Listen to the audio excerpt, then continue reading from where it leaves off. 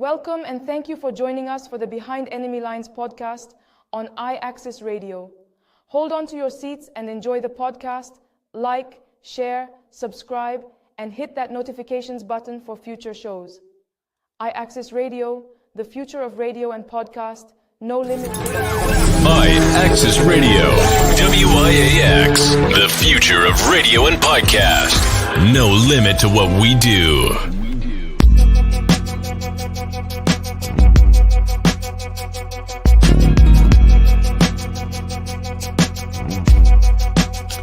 Hello, it's me CEO. Now let's get behind enemy lines with WIZZ and Gatekeeper on iAccess Radio.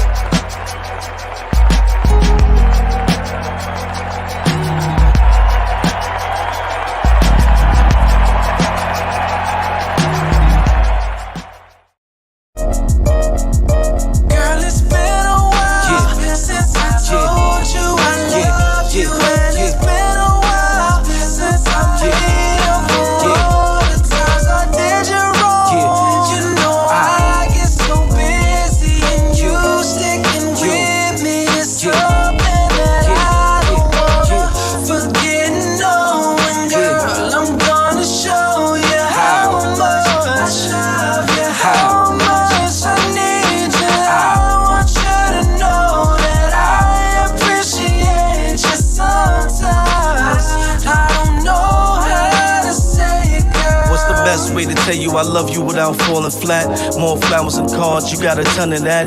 More trips off the coast, maybe with a toast. You see I'm putting in time, really need to vote. Head full of these words, only one to quote. I choose you over the gold, that's the end quote. What I don't say, I attempt to show. On a journey through night, I'm guided by your glow. So blessed when you check yes over no. Ever question how I'm feeling, ain't no letting go. Center of my world, you a living pearl. Say it to the world, like I do to you.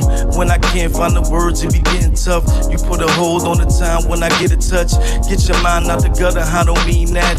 On this page I write facts and I know that. It's been a while since I told you I love you. And it's been a while since I made up for all the times I did you wrong. You know I get so busy and you sticking with me is something that I don't wanna forget. No, and girl, I'm gonna show you how much I love you, how much I need you. I want you to know that I appreciate you sometimes. I don't know how to say it. Yeah.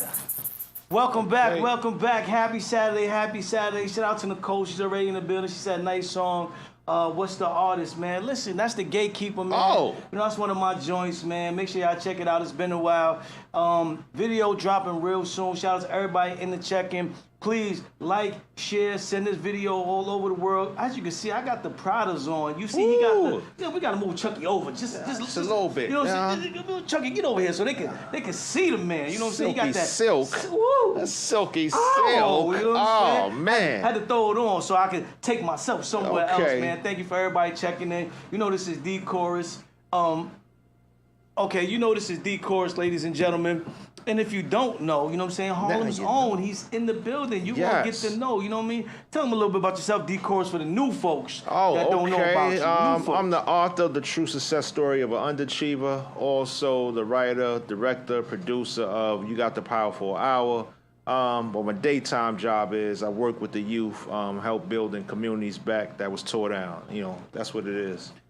Listen, and it's great that he's saying that because today's Eat Award Day, and that's what we're working on up in Eat Award. We're working on the community, bringing it back together. So shout out to everybody that's out there representing Eat Award Day and making it do what it do.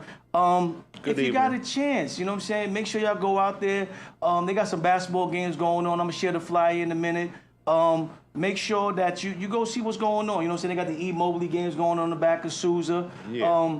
celebrating Eric Mobley, which was a NBA player that came from my own Eden Walls hood, you know what I'm saying, and took it to the upper echelon. So shout out to his brother John Mobley, and as well as everybody from the Eric Mobley Foundation that's making things happen, as well as Shane the Drill Man. So we got some people that's involved. And shout out to all the kids that's participating. It's a beautiful day, you know what I'm Definitely saying? is. You had a lot of rain, so it's finally good that we got that rain out of here. And, you know, they got a chance to have some sun and some nice. It's not too hot. It's not nice too hot. You know, it's a beautiful thing. Yeah, it's a beautiful thing when the old timers come out, man. Old timers come out. So make sure y'all mix and mingle, all one community. We want to see people continue to grow, expand, you know, physically, mentally, and financially. That's what we're trying to do. If you don't know, this is iAccessRadio.com right now. You can find us on iAccess Radio, Facebook, iAccess Radio, YouTube, Twitch, Twitter, Boxcast, Roku, Siri, Alexa, everything. You know, anything and anywhere that has a digital feed, you should be able to find us. So, like I said, man, tag a friend, tap a friend, poke, whatever y'all say nowadays, let them know that we got this show going on Behind the Enemy Lines. It's a podcast where we talk about relationships for the male's point of view, but we don't exclude the ladies. Ladies. You know what I'm saying? So ladies, make sure y'all come to the forefront and talk with us. We want y'all to know that we think about a lot of things other than what you think we thinking of, Dom. That's true. I don't think they know that. They don't know that? They don't know that. And then we want to make sure that we understand some of the stuff that y'all got going on. So make sure y'all stay in tune and tell us if we right or wrong. So today's show, like I said, we're a little bit behind, but don't worry about the time. It's usually 5 to 7 p.m. every other Saturday, twice a month. Man, we try to make it 7 days a week. So our Access Radio is growing. So if you got something that you got going on, you want the people to know about it, we the ones you need to get in touch with. Shout out to all the shows that's on the network that's doing their things. The rundown for today, okay? We got some hot topics for y'all. You know, I'm gonna give y'all the topics in a minute. Don't rush. But we're gonna get behind the lines like Wiz said. Shout out to Wiz. We know you out taking care of some stuff with the family. We always love you, miss you. You know what I mean? But at around, let's say 6:15, you know what I'm saying? We're gonna have the wild card jumping off. And the wild card is when we have a topic that nobody might not be talking about. We might want to switch it up. They might want to talk about the Yankee Soto and the new person that they signed up that's getting these home runs right now. You know, you guys can put something in the chat as well and throw a topic in there. We'll talk about it on the spot. If you want to call in, 347-708-0216. The phone lines will be open shortly. You know what I'm saying? Give us about 5 minutes after we drop the first topic. Yeah. You know what I mean? But if you can't wait, get online now. Why wait? Get online. 347-708-0216. And then after the wild card, we got what we call a pressure check. Ooh, pressure check. You know, pressure. And this is when I call random people, you know what I'm saying, in my phone line, and I get their take on what I'm talking about, because maybe I got it wrong, Don. You know what I'm saying? Maybe, just maybe. You know, because they say they think I think I'm a know-it-all, you know what I mean? But well, there's nothing wrong with that. Sometimes I might got it wrong, though. So if I got it wrong, you know what I'm saying, I'm going to call you on the pressure check, and you let me know. We always got 2 people lined up for the pressure check. Yeah. And if you want to be on the pressure check, don't be afraid. Reach out to me, Gatekeeper718, and just DM me and say, hey, man, I like that segment, man. Put me on. Shout out to all the people that have been on it. I've been trying to get more women to line up for it, but they've been kind of scared. Man. It's rough. It's rough. It's rough. It's rough. I want the ladies. And listen, we got an open seat. So if you want to get interviewed or if you want to come down and be on the show, all you got to do is reach out to me, Gatekeeper718 or WIZZ on Instagram, Facebook, and we can make things happen, ladies and gentlemen. Yes. We got the independent artist segment coming up also. That's why Chucky's here on the deck. It's called Chucky's Cut, for y'all that don't know. And that's when we have independent artists, you know what I'm saying? We up there, we play your music, MP3 status, you know what I'm saying? So get heard. Dom, I gotta say it like this, because we both artists, man. Yeah. How does it feel when you have an opportunity to have your music to be heard? It's great, man. It's great. It's definitely great since the music have changed so much as far as streaming and everything like that. So if you can get it heard on a different platform than your normal platform that you're on, I think is a great thing. And you know what's crazy? Because they say, yo, it's a podcast. Why y'all worried about that? Like I said, we artists, but not only we are a podcast, but we are a radio station. That's why it says iAccess Radio. So you can get us on the TuneIn app, the 365 and hours. One more, right? I can't remember right now, but we'll get in now. there. So this is an actual radio station right now. So if you want to hear this on the radio, if you got somebody in the car that can't look on their phone, get on the radio, put it on your app. You got these new spaceship cars and stuff with the new joints. You know what I'm saying? So you should be able to put the app right in your car. Tune in right now on the TuneIn app, iAccess Radio, and you can hear what we got going on. So we got topics, we got the wild card, we got the pressure check, we got Chucky's cut. And like I said, with Chucky's cut, it's not just up to me and D-Chorus. It's not. It's not just up to me and Al. It's up to the people. You get the vote, all right? Crowd.live. That's where you go to vote to keep or kill the track. And for those who do make the cut, listen, we got the mixtape coming up. That's right, we going old school. Mixtape coming out that we going to drop on the behalf of Behind the Enemy Lines of iAccess Radio, where we going to put all the winning artists up on there and just put your music out. I don't want nothing from it. We just want to gain one more friend or one more partner than we had yesterday, today. And if we can do that for you and we can do that for ourselves, then let's do it. So crowd.live is where you need to go to vote. Okay, and I'm going to give it to them now. All right? Give it to them. All right. Yeah.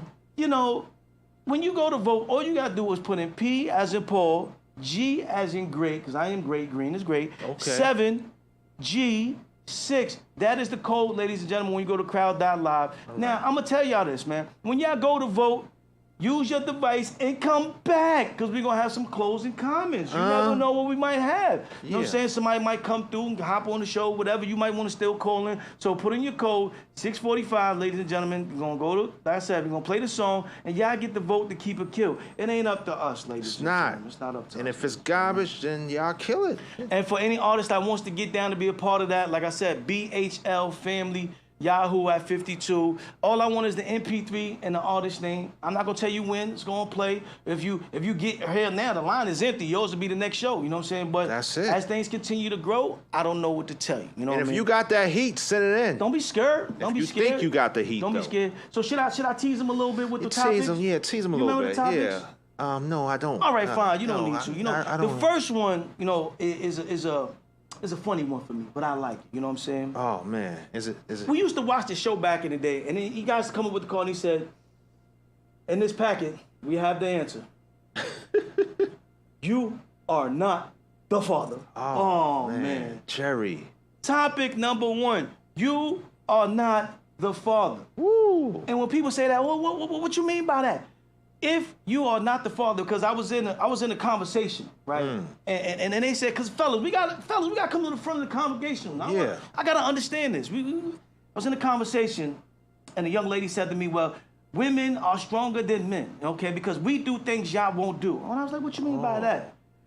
When y'all go out there and have those babies, we still there. We still there. We stay in the relationship. That's somewhat true. And I said, hold on, I gotta find out about this, man. Is it only the women that have the guts to stick around when they hear, "You are not the mother"? We're gonna talk about it, ladies and gentlemen. I need y'all comments. I wanna hear what y'all got to say. Shout out to producer P. She says, what's up, guys? Second topic, if we get to this. Another show I used to love, man. My man Arnold. You remember Arnold, right? Yeah. Well, you remember that famous thing he used to say to his brother? Nah, what did you say? "What you talking about, Willis?" Oh man. And when you say, "What you talking about, Willis," you know what I'm saying? I wanna thank my brother D, because we was talking, and you remember what you said last night about should people that don't have kids, how you said that again? Should people that have kids have a say-so in how people raise their kids? So should people who don't have kids have a say-so with people that do have kids? Yeah, that's a good question. So right it there. made me look, like I said, like Arnold. You know what I'm saying? Like, you know. What you talking about, What Willis? you talking about, Willis? What you Because talking about? Willis ain't got no kids. I'm Arnold with the kids, and I'm saying they raising my kids. You coming with your 2 cents, and I got to look you up and down and say, "What you talking about, Willis?" Am I right or am I wrong? That's what we want to talk about, ladies and gentlemen. Is it okay, or am I out of pocket if I don't have no kids? You know what I'm saying? At about 6:30, you know what I'm saying, we're going to get to the wild card, or whenever we have the wild card. Now, the wild card is funny, because the title of the wild card is this. What is the title? We just watched, right, how Curry came back with them threes for the U.S., right? Yeah. Just now, you know what I'm saying? 8 threes. It was looking shaky, you know what I'm saying? France was making it do what it do. It was looking shaky, right? 8 threes. And it made me think about Booker, point guard, stuff like that. You know, back in the days, a point guard was really, or a shooting guard, let's say shooting guard, was really good if he had a good what? Handle. And? Assist game. And? Defense. And? score a little bit. Now, score. When you say score, what you mean? Jump shot, layup, mid-range? Mid-range. That's what I'm saying. If you had that mid-range game, you was something special, right? But in the wild card, we're going to talk about, is the mid-range game not enough for some people? We're going to have the video to show y'all later. Is the mid-range game not enough? Not enough. So y'all hold on, ladies and gentlemen. We got a lot going on. A lot of good stuff. Like I said, this is the time where y'all reach out to somebody, let them know what we got going on before we hop into this, you know what I'm saying, topic. I just want to say a couple things about the Olympics, man. What you want to say? Hey, number one, y'all got to stop it, man.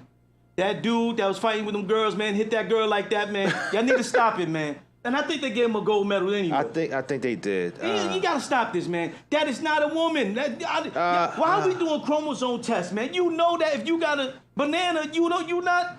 It's not right. I think the whole Olympics been a little janky. They've been doing man. Janky promoted out there, man. B. And Diggity in the building. Shout out to Fire in the building. topic, you know, we got to stop this, all right? And they had my girl Sha'Carri walk around. Because they didn't want to go home with the gold. And and that's why she did what she did. Because everybody going to talk about it later on. Oh, she looked at the competition like this. She did that on purpose, all right? Shout out. Yeah, we're going to put that fly up in 1 second. She did that on purpose. And y'all made her walk around and get the silver. So now I'm going to make you get this work in the work. Yeah, get that work. You see how she looked at him, Yeah, right? look at him, right? Also, what the hell, Al? Turn your mic on, Al. You turn your mic on, too. Make sure it's on optimum value. All right? We waited. See, I'm still young in hip-hop. I'm an artist, but I'm still young, and everybody been ducking and dodging. I know you've seen it on social media. What the hell happened to the breakdancing in the Olympics? Oh, man. What? Oh, hold on. And then I got cut. My fault, because we had a couple friends that came to the show, IAXS Radio, and they said, don't call us breakdancers, we're breakers. All right, I'm sorry. Breakers. Okay. I don't want no problems. Breakers, how y'all ain't rioting? What's going on? With Shorty up there doing the rabbit and all that. What is going on? I don't know what that was. Some of that was good, but I knew that, you know, the Asian was going to take it, man. How ain't none of we got my people arguing about who started hip hop, and you mean not a Latino nor a black is up won there. the gold medal or one up there? What is going on, Al? What's going on? Somebody tell me something. I think the problem is we're claiming things, but we're not mastering what we're claiming. Stop claiming stuff if you're not mastering it, please. Oh, man. Thank you. That's why I wanted. See, I'm the young buck of my family. You know what I'm saying? My group. This is my tribe. You know what I mean? So I can go to the elders anytime, make sure I'm not out of pocket. Y'all check me if I'm out of pocket, right? Don't worry about it. You good. All right. I just wanted to make sure I was good, Al. Thank you, Al. You know what I'm saying? So he's a father of hip hop back there. So I just wanted to say I saw what happened. I don't know what happened. I was waiting weeks to see this, and this is what I saw. It was nasty. Nasty. So I got to end on a high note before we jump into our first topic. And like I said, the first topic is this. You are not the father. Men, I want to see y'all in the comments. And ladies, if you done it, or if you had a friend, or if you know somebody that has done it, would you stay Kaya, with that up? partner if the baby is not yours? You know what I'm saying? Like, I don't know how we got there, whether y'all broke up for 5 minutes. We know the cheating was involved, but at the end of the day, you love her, googly eyes. You feel the butterflies on the inside. And then she had to say, baby. Oh, man. But it's not yours. Are you staying?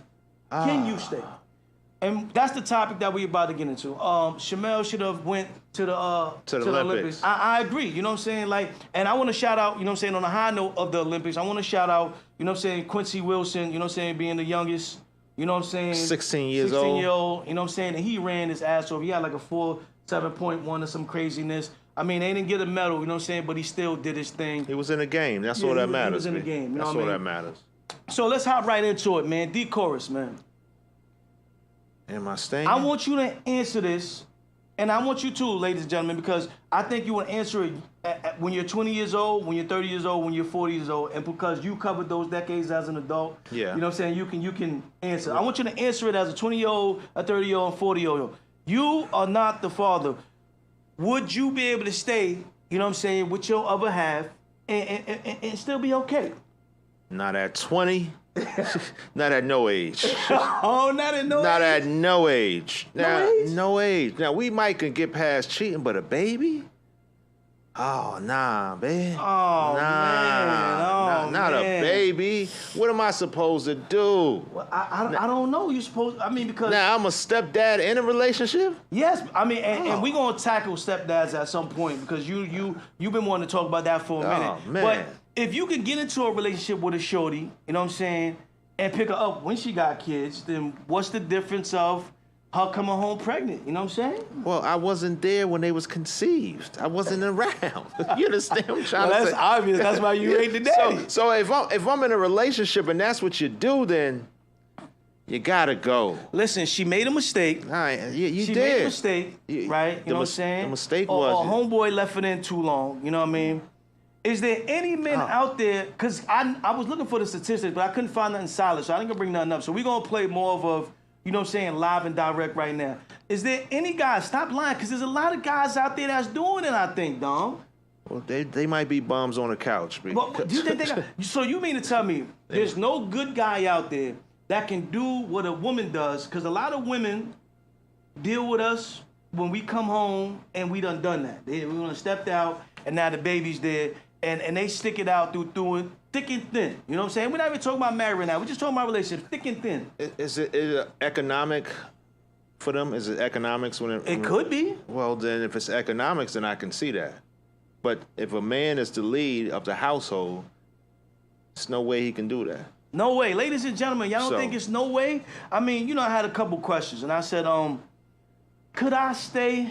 Could you probably stay? Not. Probably not. You can't stay? Now, I'm hoping I evolve as I'm getting older.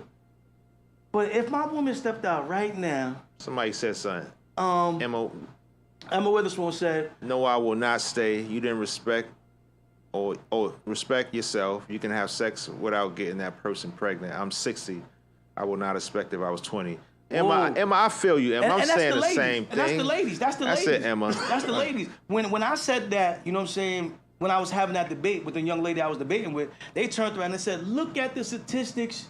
Women stick around and we make it happen and we still hold you down. And I said, well, why? That's economics. Could it be love? Could it be the commitment? Could it be? What is love? I don't know. For everybody's a little different. That's what I'm trying to say. Could it be love? Could it be love? We want to know. Nah. For the ladies that did stay, what was the reasons that you stayed? You know what I mean? I brought a pen and a paper because I wanted to try to make live and direct pros and cons for staying and going. Can we play that game? We could, but I say one thing. I know What? when it comes to a lot of men, you know, and I'm a man as well, our egos are fragile. Fragile.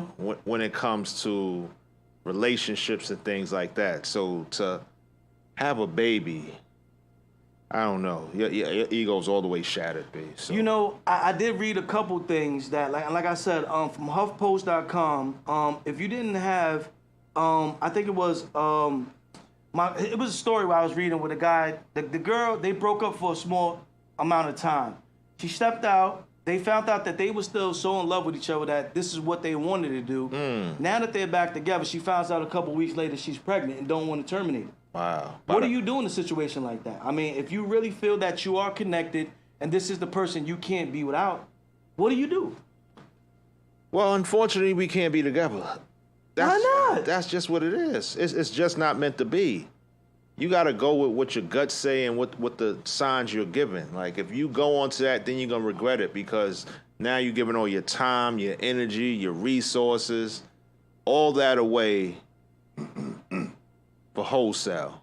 For wholesale. But maybe, you know, because, you know, Al's here, you know, he's a spiritual person. I know. So sometimes I lean on a spiritual person when it comes to this. So if the Lord sent her back into your zone and you were able to carry it, then maybe it was meant to be for you to be the stepdad. Well, if you believe that, then let me sell you this bridge. Can I interject, please? Yeah. Well, how much the bridge going for? Can How I much the say bridge going something? for? Hold on, brother Al. Oh, Go ahead, Al. I can hear you. Can I say something? Yeah. Can I interject? Go ahead. Okay, first and foremost, we as men can never tell a woman what to do with her body, Agreed. right? There's secrets that women will always be able to keep that we would never know about. So the first thing that we have to stop having is an expectation. Oh. Because here's what expectation does. Expectation brings around an unwanted emotion. That first emotion that it brings around is disappointment. right? Once we let that disappointment fester for a little while, then there comes anger, right? And once we let that anger manifest itself, then it turns into hatred and so many other things, right? So first and foremost, we got to find in our heart how to do away with expectations of another person when there's no way in God's green earth that you're going to be able to control anybody, right? Now, the other side to that coin is this. We have to learn how to have what's called a true and natural forgiving heart. And I'm going to tell you why. Because when men are in those situations, we want forgiveness to the fullest. We want to be understood. We want to have a platform where we're able to explain ourselves and have that explanation received to a point where the woman will consider, well, yeah, he made a mistake. Is he going to do it again? I'm not sure. But do I love him enough that I'm going to take this ride with him no matter how it looks? And if women can do it for us, we should be able to do the same for them. How you feel about that, D? That's good, brother Al. Always a spiritual. I love Al. I ain't with that, Al. I'm sorry, Al. I'm going to tell you why, Al. I'm going to tell you why. Even Jesus said, hell nah. I feel you, Kaya. If you look at, I think it's Lil Durk baby moms. He was, married, Lil Durk baby moms, took care of a little kid, took him to practice. Him and the moms had a situation. Stepkid shot him. Yeah, I did hear about that. Right? So that's always the scary thing about what I'm saying about giving your resources and your time, because until they're an adult, they're not going to understand the sacrifice. So do I really want to sacrifice for this? Where it's not going to be, understand the spiritual part, but I just want y'all to realize something. Since 1990, women have, the rate has increased 40% since they cheated. So if that's what you choose, and I think when we look at our sisters that decided to stay, some of them had low self-esteem and low values and low morals, because there got to be some drawing point where we say, nah, I can't go with that. I get the whole community thing, but you violated our vows, even though we're not married, and I got to move on. See, with me, I look at it as, like Al said, and I'm still learning how to do that. But I will say I'm not fully there. You know what I'm saying? So whether it's been growing up as a young kid, being the oldest, expectations have always been thrust upon me. You know what I mean? So whether it's been to go to the store and get what you're supposed to get off the list responsibly, you know what I'm saying? Be in the house and don't burn down the house till your parents come home. Going to school, you know what I'm saying? And then I had a kid early at 17, you know what I mean? So it's not to expect something from a person that you're with or you're in a partnership with. It's something new. It's something, go, you can read that. Emma said, yes, everybody want you to forgive them, but I can't forget. but Emma, keep speaking, Emma. Keep speaking. South Carolina in the building, you know what I mean? But when I'm trying to get there to where I don't expect nothing, but I'm trying to also put myself in that situation of we have a great foundation, for whatever reason, you stepped out, you know what I'm saying? Sometimes people are forced into cheating, you know what I mean? Because they don't have the guts to walk away, and that's another topic that we was going to bring up, you know what I mean? A lot of times people stay too long in bad situations, especially men. We don't have the courage or, like you said, self-esteem, or whether it's fear, whatever keeps us in that box we stay in leads to mostly bad situations, right? But can we evolve to becoming another man type to be able to deal with a situation like this? Like I said, if you do have a genuine mistake, you do have a genuine fuck-up moment. They went raw. They went raw. Maybe What are you talking about? Maybe the condom Nah, man, let me ask y'all a question then, Let's right? ask. And Al, you a little older. have you ever heard anybody at the Columbine, at the draft, at anybody say, I want to give props to my stepdad? Like, did y'all ever hear anybody say that, man? Like, Well, yes. Oh. You're asking somebody who's been around for a while. And I'm Okay. gonna give you a perfect example. My oldest children is by another woman, right? Okay. She has 4 other children, right? And I tell you, I bent over backwards to make sure that whatever I did for my children, I made sure I did for them the best I can. I gave them time. Okay, I sat them down. I talked to them. I even had to chastise them a little bit every now and then. But the blessing is that they consider me pop, right? I know they love me. When I don't come around, they're disappointed. They want to know where I'm at. You know what I'm saying? They lean on me for advice, all types of stuff, to a point where one of them loves me more than he loves his own father. See, that was You God. know, because I put in the time. Put in time. You know, I put in the time. But I also want to share something biblical with you guys. But I'm gonna let D. Chorus go ahead because I hear you. See, what I'm not saying is you don't have to forget what somebody does to you. But here's the problem when you carry on things. You make that situation a burden on your life for the rest of your life because you refuse to forgive to a point where you're like, oh, I don't care. They did this to me. They did that to me. Imagine that for the next 20, 30 years. I'm guilty of that. I'm going through that right now. You know what I'm saying? right? I'm guilty. That's a I'm lot. trying to work on it. I'm You trying to never work let on it, and it but I'm becomes guilty. stressful. It is. Stressful to a point because now you don't want to face these people. You don't want to talk to these people. They pulling at you. They trying to get some type of communication going with you. But yet you got this wall up and all they're trying to do is tell you, I know I messed up, but I still love you because of who we are in this realm. You know what I mean? Yeah. So here's what Jesus says, right? Kaya, this one's for you, Kaya. He says, if you can love your fellow man the way that I love the church and the way I've loved you, then you will not sin against your fellow man. But if that sin does come to play, let me read this. Can I take some time? Yeah, come on. Walk it slow. Walk it slow. All right. I gotta go back and re-listen anyway. So we want to go to the book of Matthew, right? Uh-huh. Chapter 18, starting at the 21st verse. Okay. And this is called the parable of the unmerciful servant. It says, then Peter came to Jesus and asked, Lord, how many times shall I forgive my brother or sister who sins against me? Up to 7 times? Jesus answered, I tell you not 7 times, but 70 times 7. Ooh. That's a lot. Then he goes to say this, therefore, the kingdom of heaven is like a king who wanted to settle accounts with his servant.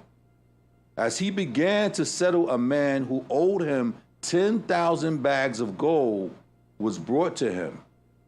Since he was not able to pay, the master ordered that he and his wife and his children and all that he had be sold to repay the debt.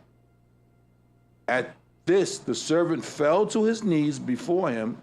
He fell before the king, and he said, King, please be patient with me, he begged, and I will pay you back everything. The servant's king took pity on him, canceled the debt, and let him go.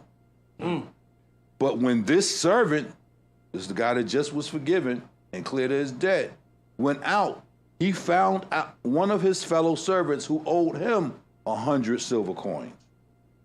He grabbed him and began to choke him. Okay? Now, you were just forgiven. Ain't nobody putting no hands on you. But you seeing somebody who owe you way less than what you owe, and the first thing you want to do is put your hands on this person and choke him, right? Yeah. He said, pay back what you owe me, he demanded. His fellow servant fell to his knees and begged him, be patient with me and I will pay it back.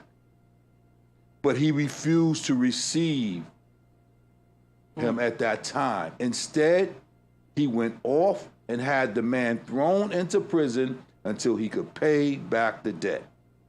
When the other servants saw what had happened, they were outraged, and they went and told their master everything that had happened. Now they went to the king and told him what this guy had did after the king had forgiven him, right? Then the king called the servant in. He said, "You wicked servant." He said, "I cancel all that debt of yours because you begged me to. Should you have had mercy on your fellow servant just as I had on you?" In anger, the king handed him over to the jailers to be tortured until he could pay back all he owed. This is how my heavenly Father will treat each of you unless you forgive your brother or sister from your heart. I dropped the mic. I say nothing else. That's beautiful right there. That was beautiful. We can forgive, but we can't be together. That's what I'm trying to say. I forgive you, baby. I'm just not leaving my resources here. I gotta take them somewhere else. Oh. And Al, that's a beautiful thing right there. And this is what I'm saying. I believe that we gotta start forcing. Sometimes a stepdad is a safe haven for some. Yeah. Wasn't for me, but for those who had a good one, yeah, I applaud the men that Yes, are. that is the word. Yes, you should have forgive 7 times, but I can't carry your cross. That's what I'm talking about, Emma. Fire back. Shots fired. That's what we talking about. Thanks, everyone. Please share the live. Yes. I just want to say this, and I'll turn it over to you. I think we got to start forcing people that have kids to be in relationships. I agree. That's a good. I like that. So we don't gotta have the stepdaddies. Mm-hmm. And be honest with your partner. If your partner ain't doing it no more, then just tell them it's over. All right, Miss Schultz is in the building. Shout out to Miss Schultz. She said, "I understand what you're saying, but I just can't forgive you making a baby outside the relationship." That's tough right there. That's tough. And it is tough. So then we're to saying, be transparent, I've been in that situation. I was married. And I had a child by another woman. But I want to get all into your business, Al. But was that so? You had the kid before, and then you got married after? Yes. Okay, so it just didn't work out with your ex. Right. See, I feel like that's a little bit different than what we was talking about with the topic, because our topic is more like when you cheat. You know what I'm saying? And you wind up getting pregnant, you slid, and then now you come back and staying. See, like no, I think you're missing me. So okay, my fault. My oldest child, me and his mother didn't work out, right? I turned around and got married a few years later. Okay. Right? I had my own family. And then I went and messed around and had a child. Oh, yeah, I did miss you. I'm sorry. Okay. Yeah. I'm glad you're alive, brother. I'm glad you're alive, brother. You and me both. And that's why I speak so wholeheartedly to this, because she should have left. And she should have left, and she stayed. Oh. And now, ladies and gentlemen, when we came up with these topics, I just sent them in this morning, as a matter of fact. So I didn't know about this topic. So we didn't know how much insight he would have on this, but yeah. Wow, Al, how did you think she was able to do that? What was it about y'all relationship? Because when D was talking about earlier, he was like, it could have been finance or XYZ. What made it work? Actually, I'm gonna tell you why she stayed. She stayed because she didn't want that other woman to have the upper hand. Because I've always been a great provider. That was. I take care of mine, regardless. See? I don't deny mine. You understand? And that was the biggest thing. That's why she stayed as long as she did. So the whole time this person I was talking to had me thinking that women were doing a superpower. No. They were just protecting what they had left. Right, Yeah, exactly. It's a different generation. Exactly. Like a lot of, it's protecting what you have. The funny thing is, just that story, somebody told me, this is why I'm saying, somebody was in a relationship. I know somebody told me a story that Shorty went on a girls trip and she got pregnant by a Jamaican dude out there in Jamaica. And she came back and she didn't tell him until the other dude stopped answering her. Wow. So my question is this for her. Did you make her do it? Did you make her do it? Ladies and gentlemen, the phone lines is open, 347-708-0216. And like I said, bring your book over so they can put that in the front so they can see that. That's a good woman. It was God. Emma said that's a good woman. It was God to be that strong. Definitely. Amen. Definitely God. Most definitely. So, you know, are we also saying that if the women had more resources for us, then maybe the men would stay? You know what I'm saying? Are we saying that too? Well, I think it depends on the individual relationships, because you know people are quick to say what they won't do until they hit with that situation. You know what I mean? Then when you hit with the situation, then they look at it from a different perspective. Right. You know what I mean? Right. So again, we can have these situations and talk all day about I ain't doing this. I know if that was me, I would have walked out. But you don't know until it happens. And that's what made me kind of defend it from the other side of the coin. Vocals by Jamel. Shout out to Vocals by Jamel. Make sure y'all get that Voice to Life tea. Friend and family to the show. We appreciate you. She said that's got to be so awkward. So awkward. It's got to be. And for the men, like you said, we do have fragile egos. You know what I mean? So I know it's going to be super tough. But that's why I decided to fight it from that side of the coin, because when we first started, you know what I'm saying, throwing topics in the air, and this came up, and I was like, no, somebody, and shout out to the persons that's, like I said, being friends and family to the show. People are sitting in these topics, you know what I'm saying? So these things are happening, not just in my life, not just Al, not just D-Chorus, you know what I'm saying? This is happening throughout the world, so people want to hear this talk about. So this was a topic that got sent in, so if you guys got topics, you can always reach out to me, Gatekeeper718, or email me, BHLFamily52. I'm not going to say who it was. I'm not going to look at you any different.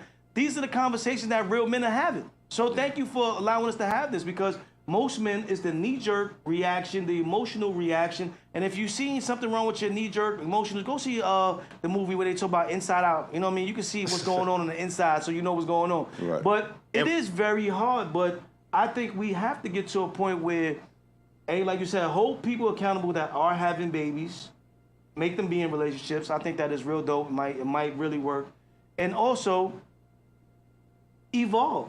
Can you evolve? Is there pros and cons to staying and leaving? You know what I mean? So if y'all got a couple pros and cons, throw them in the chat, and we're going to talk about a couple pros and cons before we go to the next topic. Emma says we are all different till it happens to you. Mm-hmm. That's so true. Vocals by Jamel says, until you go through it, you don't know what you would do. That's the truth. That's the truth. That's the truth. And Shahida, producer P, says, I don't think I could deal with you cheating and having a baby on the side. Well, you know, we won't know until I try it, right? I ain't gonna advise that. I'm not gonna advise that. You know what I'm saying? Jay, stop, man. You gotta go home tonight. I gotta go home tonight. Statistics, it might be 1 out of 2 that made it. You know what I'm saying? Yeah, it was really hard for me to find the statistics on the numbers. You know what I'm saying? Because you know the way the conversation was happening was like 70% of women were staying. You know what I'm saying? And this is what I got mentally. This is not hard, concrete, you know what I'm saying, advice. And it was vice versa. It was like 99% of the men were just like, yeah, I'm going to be out immediately. And this is conversation even when I have on the block. So it made me ask, is people still fronting? Are you really doing that? You know what I'm saying? Are you really dipping off? You know what I mean? Yeah, again, I got to say this, you know, and I'm just being transparent. Us men, we talk a whole lot of crap when we in front of other men. Yeah, that's the truth. But when we by ourselves, we breaking down, we crying. We talk about we miss I sent you that video. Don't tell them what I did in the video. Come on, man. I gotta be transparent because you know, us living a life that's full of all types of atrocities. For us to lie to ourselves makes it worse. And that's why we have so many young people growing up not knowing what to do, because women are going to live a certain way, and us men are going to live that lie because we want to protect our ego. And that's the truth. That's 100% right on that. And I think when you have that inner turmoil, you know what I'm saying? Because like you said earlier before, we have to get to a point where you have to learn to forgive. You understand what I'm saying? And with every different relationship, when we talk about trauma bonding, you notice that certain relationships come together just because of the trauma that you've been into. So if that's all you know, that's how you're going to react to it. But statistics say, even when we talked about it on this show before, divorce rates, You know what I'm saying? There's always the woman leaving while the man's staying. Why? Because we talk a lot of sometimes, but we sit right in the mess for a long time. Oh, yeah, we sit in the mess. A lot of people is emotional bankrupt, B. And they want things they can't really afford. Can you say that again for the people in the back? A lot of people just emotional bankrupt, and they want things they can't afford. So if you're emotional bankrupt, know what that feels like. Know you heard it first here behind the enemy line. You're emotionally bankrupt, and you want stuff you can't afford. But just think about how many people know that a certain person is beyond their level, and they still trying to get that person. Like, you ain't got a job. You know what I'm saying? You ain't got no skills, no nothing, and you still want this person. So in reality, you want to just mess that person's life up. Well, it's crazy, and we're going to touch about this when we get to our wild card topic, right? Because they think the power of the PUSSY is enough, or they think if they got that 9-9, it's enough. So you cannot have everything else and have that. Go read it. Kai said, I stay if I'm the beneficiary of a life insurance policy. You're about to bump them off, huh? I ain't mad at you. Emotional bankrupt, yeah. That's what we talking about right here. It's a lot of trauma out here that, you know, both genders have. Like, it's not just the male or female. We not just attacking the females. We saying on both parts. Like, men is certain things beyond their things, and it's women certain things beyond their things. And that's why I'm pushing back. Go back to your baby daddy. Well, you know, Alicia Keys, I love you. You know what I mean? You my baby. You know what I'm saying? And what you did for Swiss, I wouldn't have done to you, all right? I wouldn't have come with no kids, man. You know what I'm saying? So if Alicia can do it, it's in Rocky IV. If you can change, he can change, we can change. That's all I'm saying. That's all I'm saying, ladies and gentlemen. So on that note, I was going to say let's do a whole list, but we can't do a whole list. So for all the people in the comments, I want y'all to give us one pro to staying, if you're a man or female, whatever one you choose, and one con to staying. You know what I'm saying? I think Jessica Cruz said the pro, you know what I'm saying? The first pro that I saw through the comments was that stepdad might be the greatest thing for you. Yeah, she said that. You know what I'm saying? So it'd be some stepdads that do better than, you know what I'm saying, real dads. Melly Bean said, how is one person beyond the next? Everyone starts out on an even playing field. Amen. Okay, now Melly Bean, you gotta go a little deeper than that. What you mean by that? Unpack that for us, brother. Yeah, because, you know, I don't feel it's a even playing field if I slid, you know what I'm saying, and wrapped it up, and you slid and came back like, hey, there's some bread in the oven, and it ain't yours. I don't feel like that's an even playing field. You know what I'm saying? Now, that could be my emotional side coming through. I'm emotional. Yeah. You know what I'm saying? I think that's why I love the R&B era. That's emotional. You're going to you gotta go to the 70s. But you know, I will say this, and this is just being responsible and accountable. When you lay down with somebody, especially Raw Dog, there's a possibility that person could get pregnant. Now, Al just said something real powerful there. Now, whether you man, woman, man, boy, girl, boy, put it all in there. Teenager. Once you lay down, say you the woman that's cheating, and you ain't using protection, you can get pregnant, right? But what if it's the man and you cheating, and you lay with that woman, she can get pregnant. So that's where I think Melly is coming from with, we're all on the same playing field initially, because we know right from wrong. We know what we're doing, okay? But do you care enough to either wrap up or not to do it? Yeah. Okay, it's about accountability and responsibility and looking within ourselves as human beings, because what we're finding a whole lot of is that we're always pointing the finger at one another, and we're still out here doing the same thing to one another. Yeah. I agree. No accountability. No accountability, but like you said, Al, you said earlier, you know what I'm saying, that you can't expect nothing from nobody, but then we want to try to have accountability. You know what I'm saying? It's a hard. But accountability, I'm not talking about the other person. I'm talking about taking accountability for yourself, your own actions. They don't want that. Okay. They don't want you got to take that finger and turn it around. Listen. Right? And point it at yourself. They don't want the accountability. They're like, he did it. No, he kicked them first. They don't want no accountability. I'm talking about the person. They don't want no accountability. I think that's, hold on. Kai said pro-adversity builds character. Okay. I think so. I think producer P said true. Con, I'm gonna be tight every time they say the kid looks just like me. Oh, I love you, man. I love man. you, Kai. I love you, man. Thank you for keeping it 100. Yeah. Nobody else in the comment section want to give a pro and a con? Come on, don't be scared now. This is behind enemy lines. Come You know what I'm on. saying? You protected, but you know, and it's crazy that this is a radio show, and I want to talk about how music plays a part in this before we go to the next topic. You know, when we was coming up, TLC said what? Don't go chasing waterfalls, right? Yeah, don't go. And you kind of talked about it with the waterfalls. guy or the girl chasing something that they really can't have, right? She said, you know, homeboy went in there, you know what I'm saying, went to get some loving, unprotected, and what happened? Came back. It stuck in our ears so much that we thought about it. But look at the new type of rap. What is the big thing they talking about? Shooting up the club. That's a thing for them. Like, and they even be like, oh, I can't have it if it ain't raw dog. You gotta stop it, man. You gotta stop it. You know what I'm saying? Like, you can still have a great time. You know what I'm saying? It's May just have to wild. get some beer backs. You know what I'm saying? Or whatever. It's just wild. You know what I'm You saying? could have brought back the package. You could.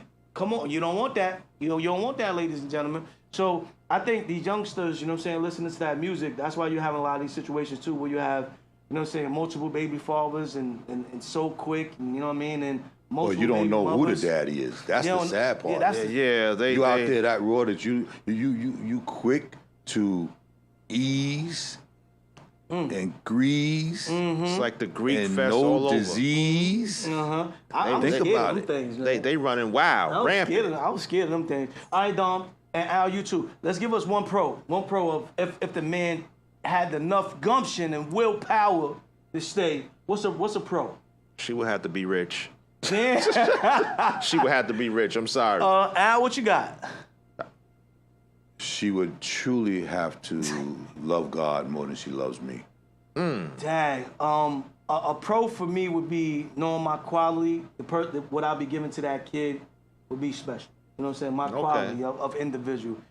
You got that done? Diggity, Aunt Diggity, please. Dance with who you brought through the prom. All right, let's get one con. I know all the men got a con. out there. Condoms cost $1. $1, word. You know what I'm saying? And if you peso. if you got to get a rough rider, it's all right. Everybody ain't the They gold. got free You know what I'm saying? NYC. They got the free NYC. Come on, The B. kids was complaining about those. Come on, everybody's not packing, y'all little guys. Stop it, man. Come on, Stop B. it. Con? Not appreciated. Al? Wow. Disrespect. The con for me would be hurt. I would kind of like Kaya said earlier, every time you look at that kid, it's like, damn, you didn't just step out. You let him step in. Like, for real. You know the worst part. If the kid is a young man and he grows up and he looks better than you and he kind of brawling and you look at him like, can you imagine what this dude looked like that you laid with? All right, women, there you have it. Y'all sit in this topic, and now you see why we can't stay, okay? We gotta go, all right? At the Columbine, the draft. We gotta go. Yo, what was that movie? Best Man, right? Oh. Where his man slept with his wife. And he was a baby. He for years he was in the having red. visions. Oh my God. He gonna be in therapy versus life. Yeah. He was. And what? just leave, man. Just leave. Just leave. B. Shout out to everybody tuning in. Please continue to share the live and continue to leave comments. We're gonna shift gears to the second topic. Let's go. What you talking about, Willis? Oh man. What Can you tell me talking again about? what that is? Well, I'm gonna say it right here. What you Say it talking right about? here. This? If you don't have kids, can you give advice or tell someone who does What you do? what to do? If you don't have kids, Ladies and gentlemen, we want to Oh, know here man. first on Behind the Enemy Lines. This has kind of been an argument from years. It's an and argument. Decades. And Well, it's part of an argument now on an election. talk about it. Tell us. I'm Take just us on saying. it. Why she ain't got no kids? Kamala don't have any kids. Oh. So how you gonna raise a nation? I got, Woo. you know, this. I'm just saying that's, you know, shit, that's you That's know, the new independent working woman. She ain't have time. You know, I'm just saying. Matter of fact, who is her husband? Well, he's Yeah.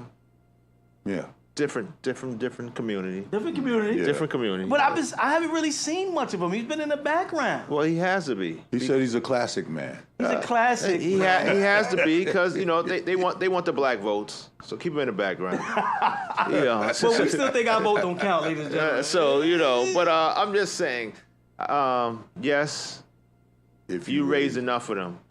Melly Beans, I gotta disagree with you, Melly Beans. And I gotta agree with him. Oh man, it's gonna be a good one. Okay, go ahead. I'm in the disagree. You know what I'm saying? But tell him why you disagree. You gotta be there. Like you gotta see the ins and outs. Like, of what it is to be a parent. Like raising your nephews and cousins, it's all good. But when it's yours, it's a different type of sacrifice that's made. Definitely. Like your different lifestyle. Like, people still don't change their life even though they have kids. But I'm just saying, I can listen to what you're saying, but I ain't gonna take too much advice until you go to the trenches with me. And you know what, Vocal Vajima, I'm glad you said this. I don't have kids, but I'm a teacher, and that has to deal with your kids. So I think I should have some say. Now, I will say I did read an article on this where teachers, y'all are in a different boat when it comes to this, because y'all do deal with kids. But once again, I think it's a different level when it's your kid and when it's a kid that you teach. And even when I read that, you know what I'm saying, like, this just, because I feel like I'm a mentor too as well. I'm not a teacher, but I work with adults with disabilities, so I do a lot of teaching. And that's one thing that I've tried to work on this year, because I've been trying to change a little bit of who I am and see if I can have the same approach as I have with the people out service, you know what I'm saying, even in the community. Like last night I talked to some kids, right? They was disrespecting the playground in their area, right? They kept dunking when it says no dunking, right? And the person had to put them out. And they was like, well, why are you throwing me out? When y'all came in as a group, y'all knew it was no dunking.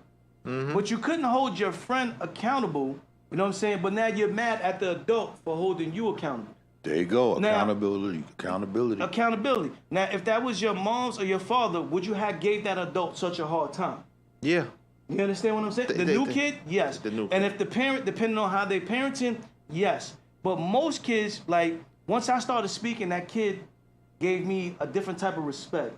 Maybe because how I projected my voice or how stern I was, you know what I'm saying? But I got that from the way that I parent, but I can't do that with the kids that I teach. Go ahead, Al. I want Al to say something. Yeah, Al got I want to. Okay, so the question is, can someone raise children or give you advice about your children that don't have children, right?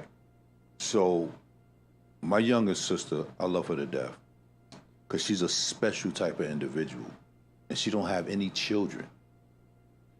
But she has godchildren, she has nieces and nephews, blase, blase.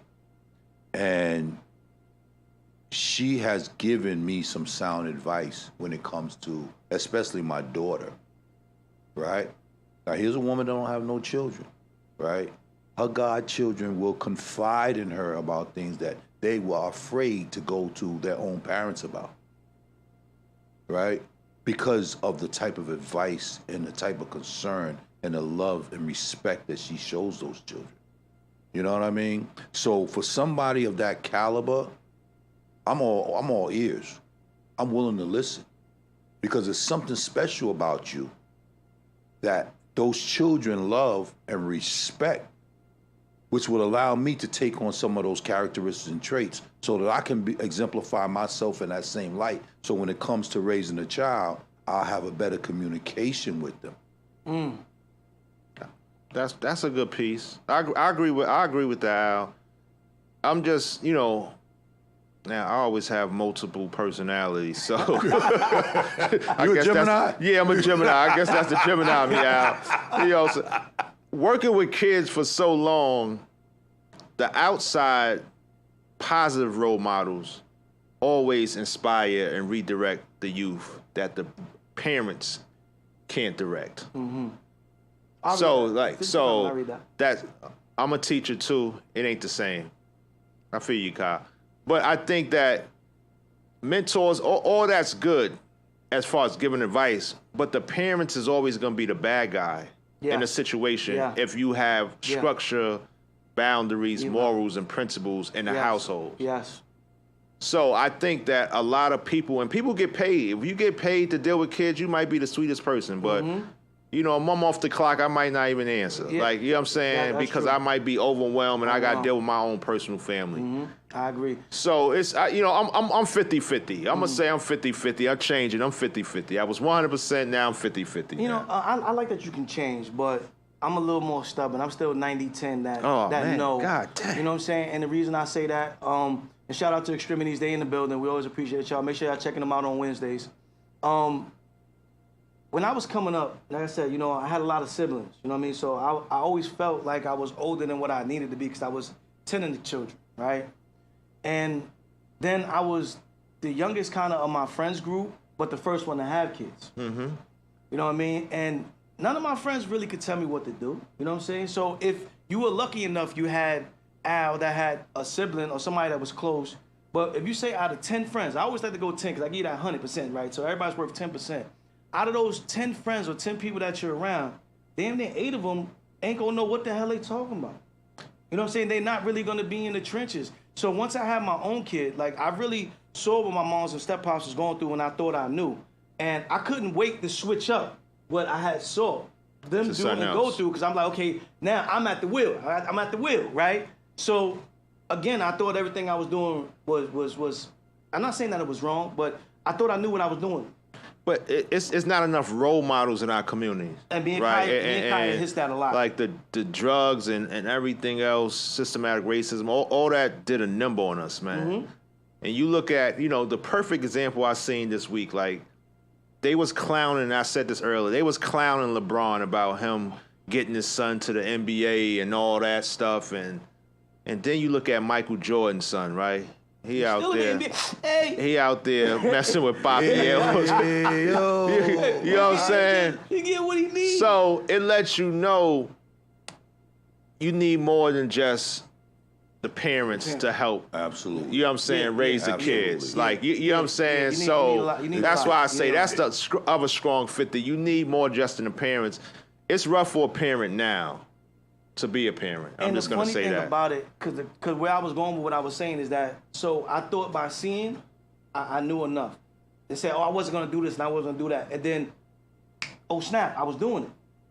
Because what I thought was going to work in the beginning, from the advice of other people plus what I saw, it didn't work. So I had to come with another remedy. And this is before, you know, the World Wide Web and all everything else was up and popping. I had to look for encyclopedias and then the role model situations that you were talking about. So then I started seeing patterns in the role model situations, and then I just started adapting those until I finally got a balance that was mentally right, you know what I'm saying, for me to apply. You know what I mean? So even though people don't understand some of my stuff, when they come around, they be like, oh my God, you were so harsh on your first kid, now you let your other one get away with murder. What's wrong with you? Why are you doing this? So like I said, for the 10 people that might be giving advice that don't have kids, 8 of them gonna tell you more outlandish stuff that, oh, if that was my kid, I would never do that.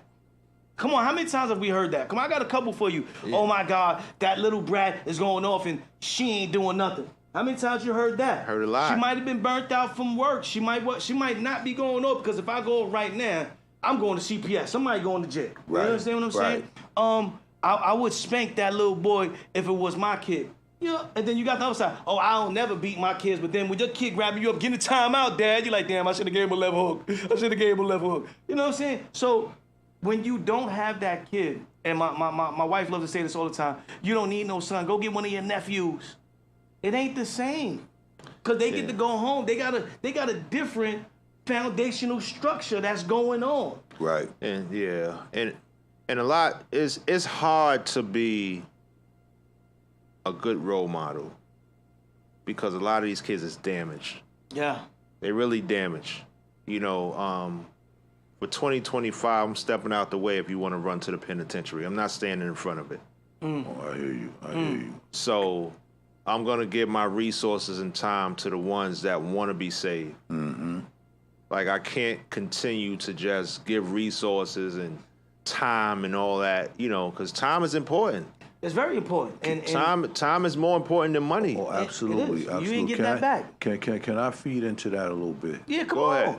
So you spoke to those who, I'm gonna put it straight out there, have ADHD, have mental disorders, have short attention spans, and again, it comes from our government wanting to dictate to us what they think our child needs. I agree. So now I can get into this advice, right, that they're giving us because they don't have a clue about our culture, about our community, and what our children thrive on. So their solution was getting this analysis of the child, right, taking them to see a psychiatrist, and then allowing them to be diagnosed with this ADHD and this attention deficit disorder and these psychological terms that they came up with, when in all actuality, they didn't take the time out to look at the child's energy level of why the child is not compliant with the things they would like for them to comply with. And I'm gonna give you a perfect example.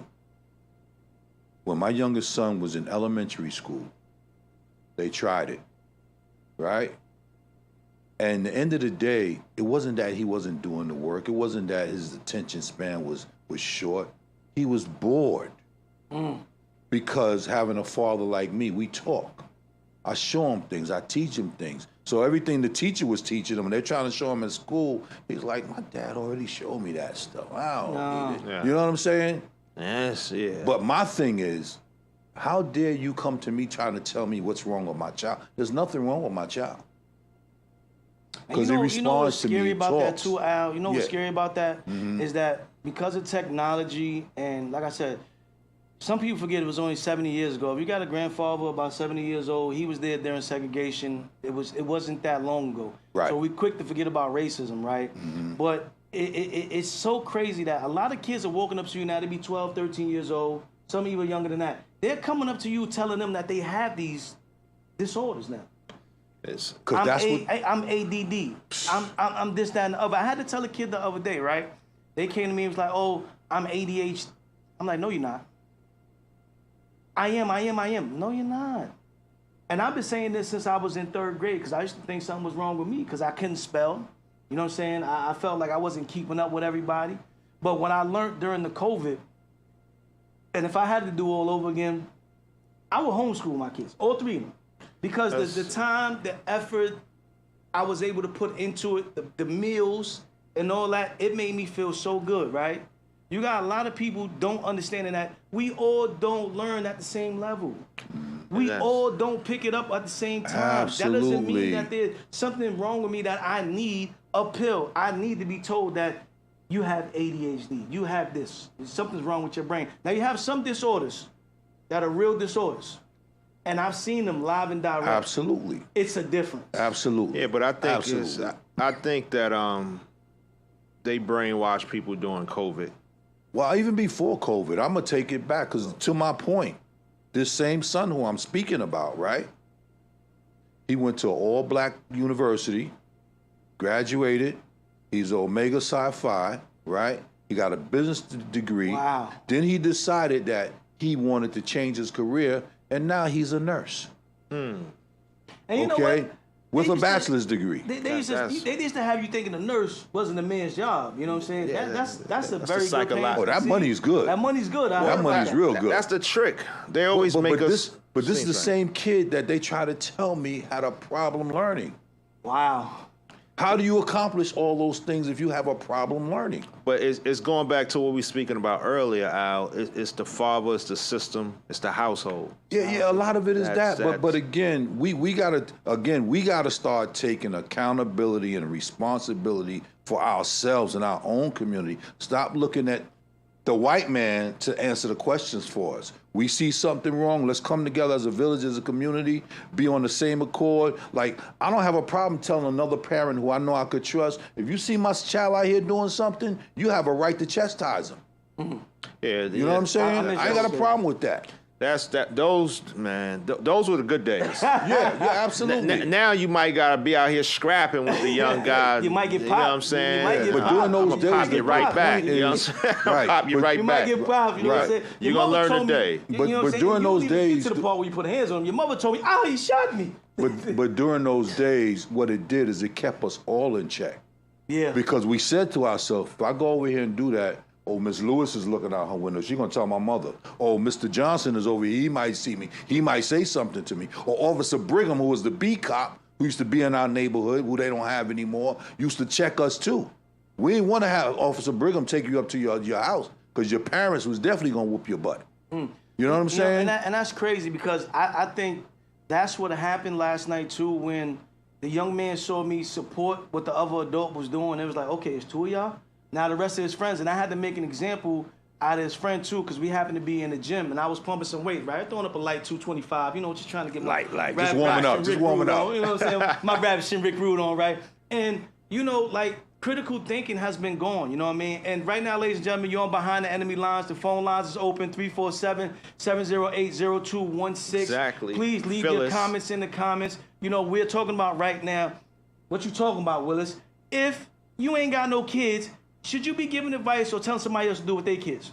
Now, I'm going to get to a question before I get that, but I want to say this. Critical thinking is even gone because we can't talk to these kids no more, right?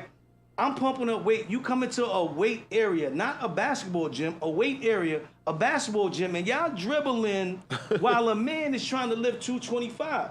You know what I mean? So I said, if you was dunking and you saw no dunking sign, you did that. Then you went upstairs and did more wrong by coming into a weight room. You know what I'm saying? Because y'all so scared that people can't talk to y'all that you thought it was a good idea to dribble the ball. So after I finished the set, I sat up, I'm like, yo, y'all gotta take that in the hallway. And at first they looked at me like, who you talking to? And I'm like, yo, young man, you gotta take that in the hallway. Like, y'all can dribble in the hallway all day, but nobody thought about my safety while you was dribbling the ball, while I'm lifting this heavy weight. What were you thinking about? So, like I told him, I said, I got 3 kids. So I'm not just talking to you as somebody that's in the community right now. You're tearing down your own community, but now I'm speaking to you as a father. You know what I'm saying? Like, if your parents know that you're out here doing this like this, and then you wonder why you banned from going to the Y and going to the other places, because the places where you got to pay and have money, they not having it. A lot of these kids need their butt whooped. That's straight up. Are you saying that as a parent, or are you saying that as a person that ain't got no kids, you're just giving advice? Well, I'm saying as a parent. There's a different. All right. I just I hold just want them to know that, because they look like, who you out there talking about? I still get some of the kids. There's a difference between mentoring and creating policies. Mm-hmm. So I just want to be clear about that. We talking about people that's in the community, helping the kids, addressing the kids, trying to prevent these kids from going to jail, getting shot or killed, and creating more trauma. It's a difference when you're creating policies and you don't have kids. It's a totally different thing. Right. So I just want to be clear on that. So all y'all Kamala fans and y'all Soros out there, y'all AKAs and all that. I like the AKs. Listen, all that's a game. It's all a game. You know what I'm saying? Emma, I'm going to go. Yes, it does keep us in check, but social media is taking over us from being a village to raise our kids. So I got an answer for that too. Let me read Kaya's comment though. I just wrote a paper about the different ways boredom and lack of engagement affects students. You'll be surprised. Kaya, I'm on that page with you, bro. I understand it. I've been saying that for years, and nobody wants to listen, man. They just want to keep pushing the envelope. Oh, send them to this, send them to that. Oh, they just got to prepare for the exam. That's all we need. Yeah. But what about the social side of living? Yeah. Okay? Yeah. What about them being productive citizens of society? What about them knowing how to cook? What them knowing about business, carpentry, how to sit down and balance your bank book, okay? Understand how to present yourself when you go out to eat. There's a proper way of sitting. There's a proper way to use your utensils. There's a proper way to eat your food. They don't know about none Yeah, of they that. don't know about none of that. All of that stuff they used to teach you in school, and they took it out to school just to prepare these children to pass these exams that just sets them in a place after they pass the exam, and they don't know what else to do with themselves. It's funny you say that because, I do professional development with SYPs for the summer, and kids would rather do the online work than come to class. You know why, right? lack They of could social cheat. skills. They could cheat. Because you can't really see them behind the screen. Like you can't because since the screen is on, unless you tell them to keep their screen on. Because I got to see this with, you know what I'm saying, like during the COVID time, because I was still in school at the time too, right? Like most of our professors that was real, they was like everybody has to turn on their camera and you have to be in front of the camera. You know what I'm saying? So I know you're doing the work. But if you got this laid back situation where you don't have to prove you're in front of the camera, and I see it happen with my 13-year-old. I'm not just saying this, you know what I'm saying, as a person I went through, I'm saying as a parent too. You gotta walk up on your kids. You gotta be involved. You know what I'm saying? Facts. So when you giving advice, and that's why we talking about, when I give advice, I don't give advice just from a point of, damn, I ain't got no kids, I don't know what I'm talking about. I'm involved. That's what most of my kids is mad about, because I'm involved. Right. You know what I'm saying? The kid tell you they doing the homework, they in the room with the door closed with the laptop. You go in the hall, they got the beats on, you know what I'm saying? Like, once again, the screen is on. The teacher is talking, but you ain't engaged. Right. You ain't engaged. Right. So that development, right, itself comes from a place of discipline, comes from a place of caring, comes from a place of love, okay? And it comes from a place of concern, because here's the thing for me. I'm not speaking for nobody else, for me. If the children are supposed to be our future, and we're not taking the time out to sit with them and show them the things that they need to utilize, the resources, the tools to become that great entrepreneur, that great scientist, then what does our future look like? It don't look like none. It looked very dim. It looked dim for a lot of people that's not real parents. Like the parenting have left. I don't know what's going on. I don't know why older people want to be young, and it forced the younger people to be older. Because they seeing it in real time that they parents ain't responsible and they not adults. Like we can't have a 19, 20-year-old taking care of the household. It's happening though. I know it's happening, but that's sending out a force, because when they encounter a man, now they don't know how to react.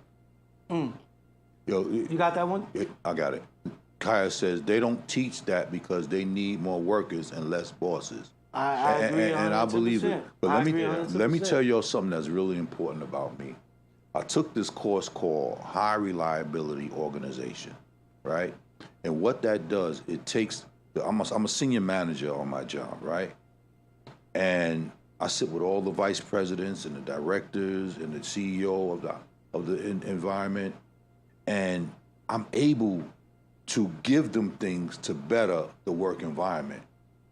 But my reason for being able to do that is because I sit down with those ladies and gentlemen that work with me, and I have meetings, and I say to them, I need for you to bring something to the table, okay, so that I can take it, so that we can develop something that will work in the organization so that everybody benefits.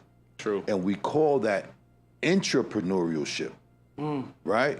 So now the lowest level worker has a say-so with their ideas as to what can happen in the work environment as far as productivity. And we need a whole lot more of that. If we did that, we would never fail, especially as a community. Okay, because then we can build our own organizations and have those young people come in with their great ideas and help us to grow. I'm gonna give you a perfect example. Takaija comes in here and she sits amongst these adults. True. Right? And she gives her ideas and her perspective, which brings to us another understanding of what those children look like, what they're going through, and how we can receive them and communicate with them. That is large for iAccess Radio family. Yeah. Right? Because if we didn't do that, if Gatekeeper didn't have the thought to say, you know what, I'm gonna bring my baby on and let her share. Right? Now we all get some insight. Yeah. Right? Next that generation. wisdom and that understanding takes us and so far. So now we can say, yeah, we got a future. Yeah. But you know, one thing that I don't know where I picked it up, you know what I'm saying, but one thing I always notice or appreciate is when someone says they want to do something, give them the opportunity, you know, even when they're young, you know what I mean? feed that just the same way you would feed negativity, and you'll be surprised what's happening. And that's what I wanted to do. You know, like don't just do it for TikTok. You know what I'm saying? Like you could be the next TikTok if you know what I'm saying. So we can sponsor those ideas to grow. We need to do some more of that. Before you read this comment, I want to have a little fun before we go into the wild card. And we got the pressure check still coming up, ladies and gentlemen. Yeah. As well as Chucky's cut. Leave your comments in, because this is an open. This is why we keep space up here for the third. Y'all the third people we want to hear from. So when we talking about what you're talking about, Willis, I want to ask y'all put it in the comments too. For those who are parents, you know what I'm saying, have you ever heard some advice from somebody that didn't have a parent that made you give them that look like, if you don't shut the, you know what I mean? And before you became a parent, what you that person that gave information out that maybe you feel different about? Caller, you're live on Behind That. What's good? What's good? Gatekeeper and D Chorus. Who's this? It's the minute of the hour. You early, Joe. You early, Joe. Big brother Joe. Yo, listen, it's almost 7 o'clock. I was told to be ready by 5:30. I'm sorry, Joe. You know what I'm saying? This is Big Joe. You know what if y'all gotta call me back, it's no problem. Stay on. Stay on. You live now, no problem. This is what's great about being, you know what I'm saying, in control of the airways. You know what I'm saying? Ladies and gentlemen, we gonna dip into the pressure check like right now. Why not? Why not? So we live here with Big Joe. Yo, Joe, you've been listening, man. Give us your thoughts, man. What question you want to start him with? I'll be honest. I just tuned in, but you know, I'm ready for whatever question y'all got. You know what I mean? Well, I go. I like to be toxic sometimes, yo. You know what I'm saying? Would you stay if you was in a relationship and your shorty, girl, whatever, got pregnant? All right, this works on two sides, right? And I'm gonna break it down to you. I was on one side of this. I was married. Wife stepped out on the homie, got pregnant, right? Now, here's a scenario that played over my head. We at the hospital, the baby due. Oh, man. And it's all, no, this is the scenario. This is the scenario I played out. And it's like this.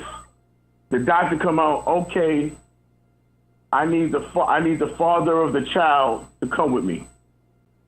The father gonna get up. But they're like, no, I need the husband. And I get up. I ain't doing that shit. Oh, man. So at that live point, behind enemy lines, y'all. Well, at that point, I punched my exit ticket and said, "Nigga, I got to get out of this. This ain't healthy for nobody, especially me." Okay. I feel you. My thing is, if that's something in your heart as a person, you can handle that, and you can maintain that, then by all means do that. But if you know you ain't gonna do it, step off. So because in life you have two things. You have a legacy and you got lunacy.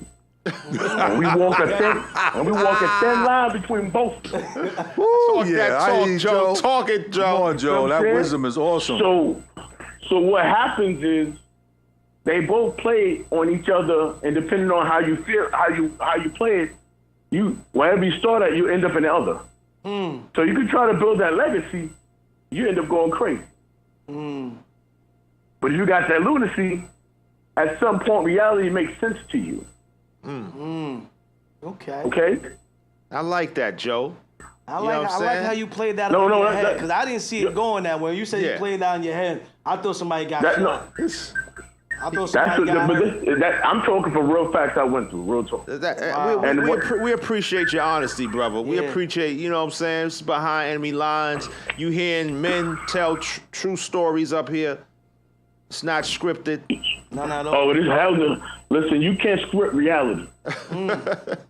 Say that again for the people in the back. You cannot script reality. Okay. It's called a movie if you're doing it. All right. And this ain't a movie. I didn't see that coming, man. I'm glad you shared that with us and shared it with the people, because somebody learned something today. You know, so thank you a lot. Lunacy and legacy. You got to decide which one you want, ladies and gentlemen. Which one? That's telling them something, Joe. So, Joe, continue to lock in. You got time to answer one more question. Shoot, whatever. Drop it on me, man. You know what? We had this thing. You know, what you talking about, Willis? That's what we talking about. And we talking about people that don't have kids giving advice to people that have kids. How you feel about that? All right, let me break this down.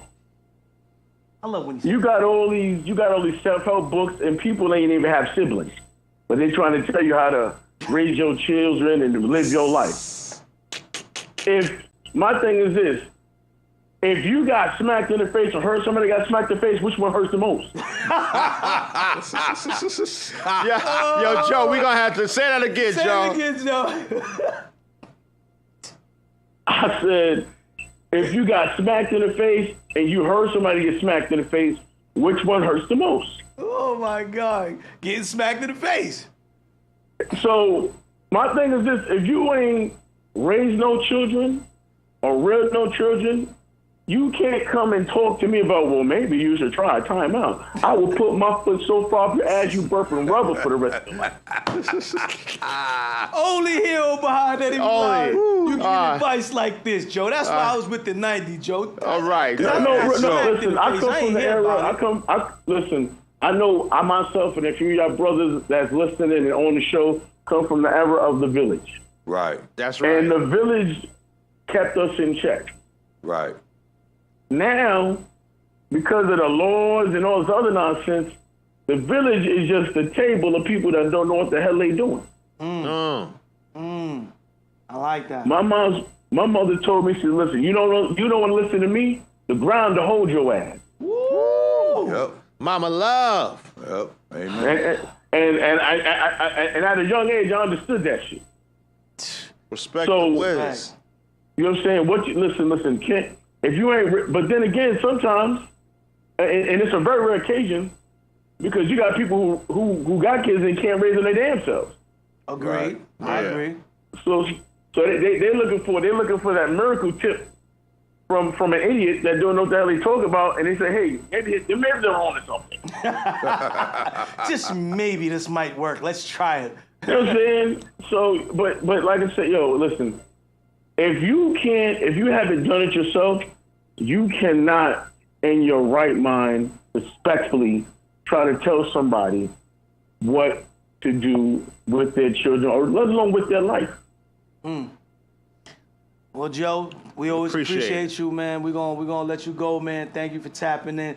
People in the comments, tell us what y'all got to say about Joe. Tell them something, Joe, on the pressure check. And if you ever want to be on the pressure check, reach out to the gatekeeper. I got some more. What, you got another question? I got some more, goddamn. I'm on fire. I'm ready. That's it, Joe. Say some of that, Joe, you got to stay in tune to see the wild card and then call back in. We got one more for you. We got to go to the wild card. Damn, let me tell you something, man. Ain't no jokers up my sleeve when we playing this game. You know what I'm saying? It's all aces and faces. I ain't mad at you. I I got you, brother. Well, we got to show the wild card first, then you can call back in. And the line is open for anyone else, too. 347. You know what? Call me back when you drop the wild card. All right, bet. got you. I'm ready.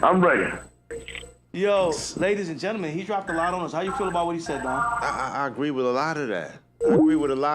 You know, I think we hearing stories and, you know, just from real time. Like, you know, if you ain't never been through it, then you can't really give too much impact on that.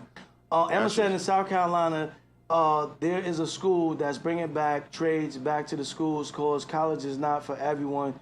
We do have to listen to the young generation. So Some of them are calling for help, and some just want guidance because no matter what, these kids are our future. I agree. I agree. They are the future, but I think they get the idea of what the future is, and sometimes they forget how important it is to follow up.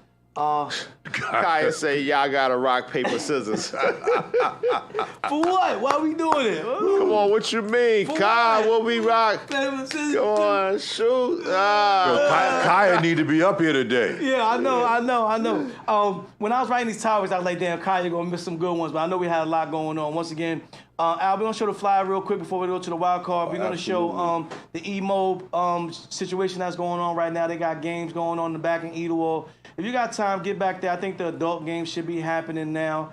I don't know if y'all missed the 3 o'clock games or the 4 o'clock game, but you know what I'm saying? The late game should be going on. And once again, shout out to Eric Mobley, Shane the Dribble Man, John Mobley, and all his people in the foundation that's putting this together. This is their third year. You know what I'm saying? Congratulations for everything y'all do. Shout out to everybody at Edenwood Day.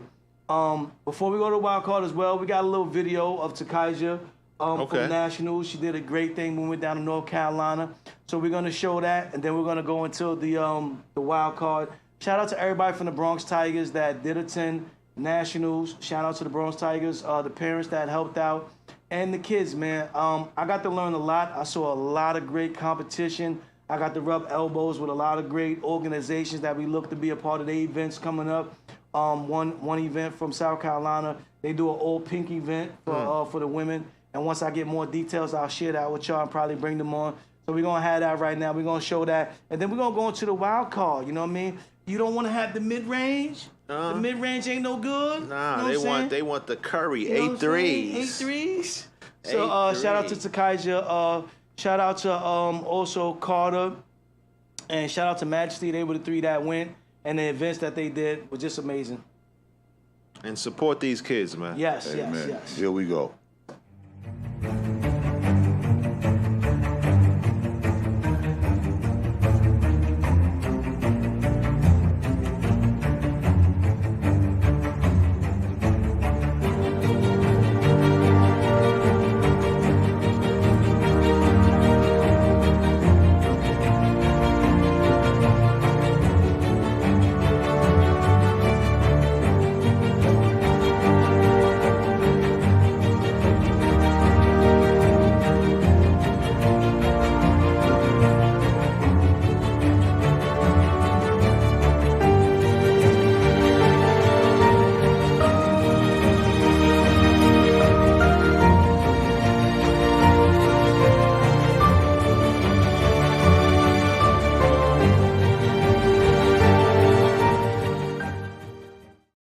I want to thank Okay. everybody, you know what I'm saying, that's helping my daughter get to these next chapters in her life with Behind Enemy Lines. Takai's Take, she'll be on next show. And with this new track adventure, we're learning so much, man. So I'm so proud of all my kids, man. My daughter today is selling baked goods. Yeah, she for sold my out. event. She sold out. She sold out. She sold out. Congratulations. Give daddy a little change. You know what I'm saying? Yeah, I need some, you know what I mean? Also, my eldest daughter, you know what I'm saying, she's working in the community. She started out as YSEP. SYEP. And now she's damn near running, you know what I'm saying, certain things, man. So proud of her. And then Takaija, like I said, there's a lot of great things going on. And sometimes you got to sacrifice, you know what I mean? You know, so I was getting slapped, you know what I'm saying, as a parent, you know what I mean? But I'm getting up and I continue to keep showing up every day. Still.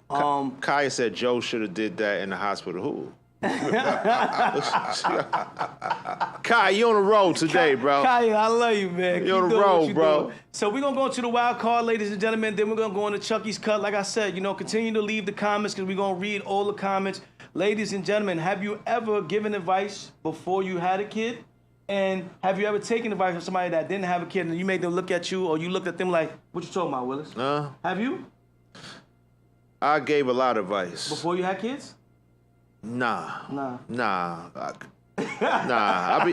I ain't, because having kids, man, changed my life. Like, you know, I wasn't living right to give nobody advice. So I'm just being 100. I wasn't living right. I couldn't give nobody no advice. So. And if y'all want to find out about that, that's why we got this book right here. You know what I'm saying? Tell them about the book real quick. True, that's a story about my upbringing, you know what I'm saying, growing up in Harlem, you know, in the 90s. It's a wild time, late 80s, definitely wild, you know, grateful to be here. That's why I think I'm so involved with kids, just seeing it. Like, you know what I'm saying, because there's not a lot of good parents out there. I look at, you know, parents that's federal time, parents that they lost. These kids need some type of guidance. And if we're not going to be respectable and honorable adults, then it's a waste of the next generation, man. So that's just how I look at it, man. All right. So, like he said, he ain't give no advice, you know what I'm saying, because he wasn't living right. If you don't believe it, get the book, you know what I'm saying. I was foul. I ain't gonna lie, I was foul, B. The movie's out too, so I mean, it's not live everywhere, but we won't get to that later on. Yeah, definitely. For me, no, I didn't give out any advice before I had a kid, just because my mind wasn't there. We was running around, living life, you know what I'm saying. Then, like I said, I had a kid early, so you know, it was like boom. Before I knew it, I was in action. Yeah. You know what I mean? And when I got into the action, like I said, it was a complete different ball game from just watching it. You know what I'm saying? And even like helping develop some of my siblings. It was a whole different ball game when it's your kid. Because like I said, when it's not yours, they can always go back. You know what I'm saying? And you can send them somewhere. You don't got to put in as much time. That doesn't mean you don't care. That doesn't mean you're not trying. I don't want to say that. Because there's a lot of people that try. That 10 minutes, that 15 minutes, time you can't get back. So they're still trying. You know what I mean? So don't take that for any type of low ball type situation. You know what I mean? But it's different when you're there and it's yours 24 hours, 365, 366 in a leap year. You know what I mean? If you really care about that, it makes a difference. Also, you got to model a great adult.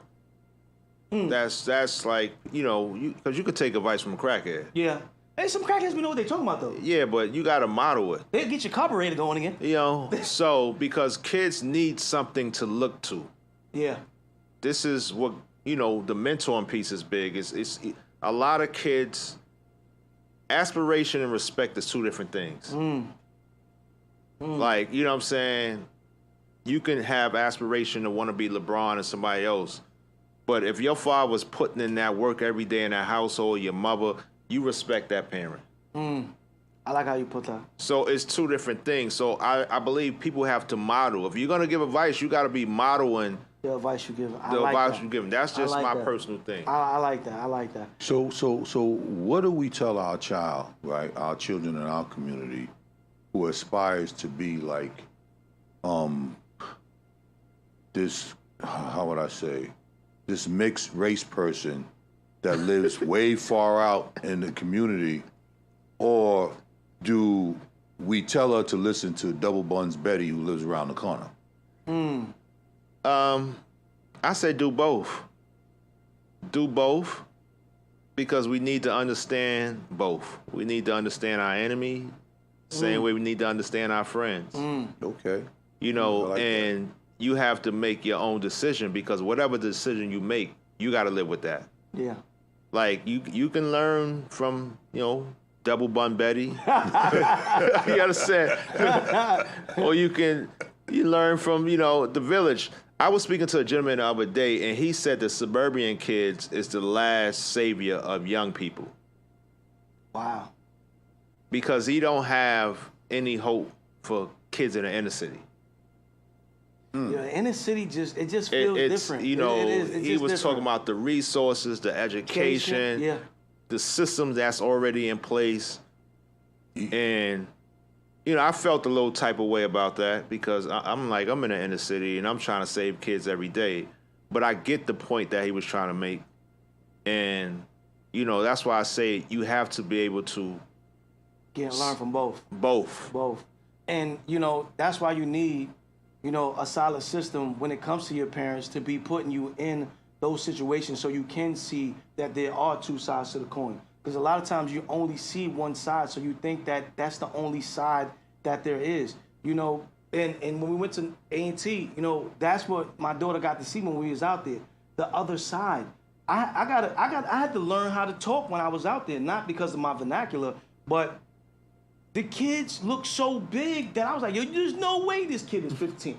I need to see birth certificate. You know what I'm saying? And I forgot that just like me, some of the people in the crowd are these kids' parents. Right. And one of the female's moms happened to be in the crowd. And when she stood up, I said, oh, shit. She said she is just turning 15, as a matter of fact, and I'm her mother and her father. Like, damn, you 6'6", he 6'7". If you hit me, I'm suing. I didn't mean it like that. But what we did see is that the seriousness that I didn't even know you could be an All-American before you got to high school. I found that out while I was out there. Oh, yeah. So when my daughter, she's top 50 right now in the nation, you know what I'm saying? Congratulations. Congratulations. But I wasn't, because I'm an athlete also. So there's certain teams when we lined up, I knew Ty was going to get his numbers, but I knew we wasn't going home with the W. I just kept it at 100. I'm not going to say that to my kid. I got to empower you, like, oh, good job. And then, you know, one time she threw the thing, right? And I was like, yo, great job, right? And I wasn't gassing it. From where she started to that throw was tremendous growth for me. So I was really happy, but there was a guy there, he turned around, he's like, nah, that ain't it. I swear to God, it happened just like that. Like, my wife got it on video, so it really happened like that, to the point where I was like, no, I'm not gassing it. That was a good throw. I thought it was a good throw. But then when I saw the All-Americans, wow, they was throwing 34 feet. And the shot put, they was throwing 20, no, I think it was 15, I think. This one girl from South Carolina, she set the record, like, that day. She threw like 14 feet or some craziness. And it was just amazing to see that these kids are 15 years old, they're nationally ranked, colleges are recruiting them. So if you don't get out of your environment, and that's what he meant by the inner city, you think that you need Timberlands on, being hard and husky, you're a young lady. No, put on the dress, take off the bonnet. You know what I'm saying? Like my kid, she was mad every 5 seconds. Take off the bonnet. Show them that you have another side to you because you don't know who's watching, and you don't know what resources you're turning away just off of your outer image. You know what I mean? So I think that's what the guy was saying to you when he said that. Can I share with y'all again? Yeah, of course, bro. My second oldest grandson, right? He grew up in Staten Island near the Park Hill section. Of course, single mother. I used to get him every other weekend. You know, we doing what we got to do, you know, as a family. But by the time he finished high school, he got a full academic scholarship to North Carolina, Chapel Hill, right? He did his 4 years, right? Graduated. He decided he wanted to stay in North Carolina. Now he works for Cisco Systems as a regional manager. Bought a house. I didn't get my first house until I was in my 30s. This boy was only 23 years old. You hear me? So if we make the difference ahead of time, we can make the difference for them later on in life. I agree. That's definitely. And I didn't learn that until after my second kid. See what I'm saying? Because I was still caught in the wash of just some of the things people said about parenting was not what they said. Just certain things that people were doing, like you said, learning from Big Butt Booty or, you know what I'm saying? Double Buns Betty. You know what I'm saying? Those parents was upset that we said that. Yeah. I know, but I didn't mean it because it was too, right? Let me explain to you what happened. I know I sound wrong as a parent. You're out there judging people, kids. That's not what happened. They had so many girls was going, because I think it was 70 girls in each section, right? So there was 2 lines going at the same time. Yeah. But one line was just so much bigger than the other line, I just assumed that there was 2 different age groups. So I'm like, oh yeah, we doing good over there, man. I gotta see what's going on. And then by accident, I was like, somebody was like, oh, they both going for the same thing. I'm like, no, those are 15 years old. I'm like, those gotta be 18-year-old kids, because they had 18-year-olds as well there. You know what I'm saying? So when I said that, man, they looked at me like, no. Now my wife went to talk to one of the other kids' parents, and she was like 4th in the nation. Shorty was just stocky. She actually played football too, like football. You know what I'm saying? Like, she was 4th in the nation. You know what I'm saying? It'd be like that. Producer P said there was a lot of resources out there. Yes, people were very supportive to other people's kids, even though they want their kids to win. Yeah. It's all about the community, Right. and that's what I'm fighting for. Like, you know what I'm saying? To at least try to hold the fort of a little bit of community that we have left here in New York City, because you can go other places and you see the resources. Oh, you see, absolutely, so different. absolutely. It's evident the way they speak, just the way they center is. Like, you look at some of these community centers, man. It's been the same since 40 years. Maybe 50. Like, who want to go in a community center when your great grandmom's talking about it's the same way when I was here, same paint color. But you know what, D? And those and Gatekeeper's experience. Those same people that you met when y'all was out there, they showed you something. Yeah. They showed you that no matter what, we stick together as a community. We make sure the donations get to where they get to. We make sure that the centers have what the kids need in order for them to excel and grow. We need to bring that same stuff back home and start dropping those seeds into that rich soil that we have. And all we got to do is water it now. Yeah. Because once we plant those seeds, it's going to grow. Yeah. But if we don't come back home and plant seeds, then it's not going to happen. Yeah. You know what I mean? So you've experienced something that can change that entire community that you live in right now. Right now. All we got to do is keep an open line of communications and keep behind enemy lines open so they could see it for themselves. Right? Keep showing it. See the real, okay? Keep going. Let's talk to them. Let's invite them to the show. I don't care who it is. Bring everybody down here. I wish the place was bigger. I say, listen, bring the whole doggone neighborhood. And I got some real good interviews that's gonna be coming up real soon with some young folks as well. And that's what, like I said, I was talking to the young man when we was at the center last night. This is your community. So you got to stop tearing it down so we can continue to fight to get more of the stuff that y'all are supposed to have. You know, when we went, I was also in North Carolina, we went to the YMCA to see my youngest cousin play basketball at 4 years old. You know what I'm saying? Like, it looked like a mix of NFL, football, you know what I'm saying, the video game when they were tackling each other, knocking each other out. Like a bunch of little kids running around, but the support of the families for these 4-year-olds, the support of the environment, you know what I'm saying? The way that it was put together was just amazing. And that's the energy you want to feel when you stepping into the centers, like you said. It was a YMCA, you know what I'm saying? The YMCA should be balanced enough for people to be able to afford to go in there and still, when y'all do get a chance, our kids got to be prepped and they got to be taught right. Don't go in there tearing it up, breaking it down, spitting on it, stealing. We can't. And like Al was saying all day, you got to look at yourself as a parent. You made it okay for your kid to want to do that. So whether you was the real parent, the step parent, the parent that's fostering, we got to start doing a better job at that. You want to read that one, Doc? Producer P said, it showed the kids that no matter where you're from, you can get along with anybody. There was so many nationalities out there. So many, man. So we're going to have to teach the kids to have that mixed race energy. Yeah, Right, yeah. exactly. And you know the funny thing, if, you know, and we're going to go to the wild card right after this. You know, when I was watching the Olympics, I had two things on my mind. When I'm rooting for the U.S., am I agreeing with the bullshit that this country is selling us? Or am I rooting for the individuals that I support? You know what I mean? I was at conflict, you know what I mean? And then I got to the point where I'm saying, like, when I see Sha'Carri and all the other pieces, a lot of black women, a lot of black men are winning in these sports because we're being accepted in them now. It's not that we was never talented enough to do it, you know what I'm saying? Because even when, you know, Jesse did it back in the days, and then he came home and had to walk around the back door, you know what I'm saying, to his own event. You know what I'm saying? We got to start doing right so our kids are not afraid to try other things, not just basketball, not just football, you know what I'm saying? We got to get back into baseball. You got to get back into swimming. And not only these things are sports, but they're really life skills to teach you something else. Right. That's right. Okay? They're really life skills. It really makes a difference when you can be a part of a team, like Al said, and be at any level of that team. Your voice is just as important as, you know what I'm saying, the captains. Because we need y'all to compete next time in the Olympics for breakdancing, please. With that being said, let's go to the wild card.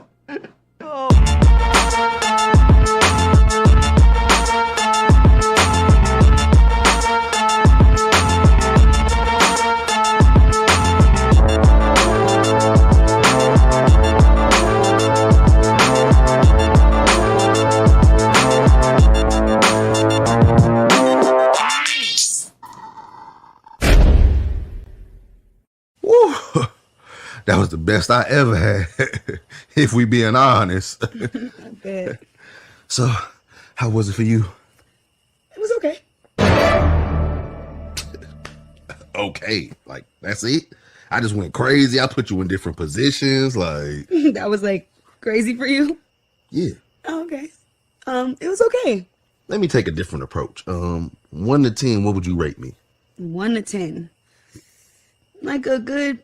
I'll give you like a 5.4. But it was really the bed for me. You know, it was, you know, the little suede. We got the sheets going on. The bed is big. I like this. Okay. You know what? I don't want to accept anything in the 5 or 6 range. So how about you just give me another chance and let me show you something real? I don't think you have the capacity to go another round. And I got somewhere to be. So, you know, really when I think about it, I think we should just be friends. Get out my house. Excuse me? Don't get nasty because you got mid-sex, okay? Mid-sex, mid-sex, mid-sex, mid-sex. Yeah. Get up out of here. 0.4. My sex mid.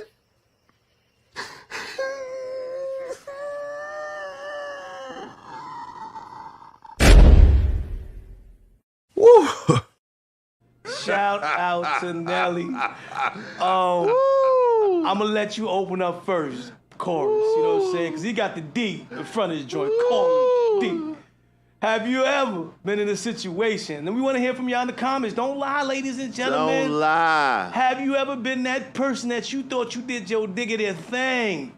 and you got a 5.5. Dang. But now, is a 5.5 really that bad? You know what I'm saying? What are y'all looking for? What do y'all want from the men, huh? They want the We had a gigantic. sexologist. They told us the average was about 5 inches or something like that. And 5.5, you know, they say. it's a 5.5. So you know what's the problem? You don't want the mid-range game. You gotta call up.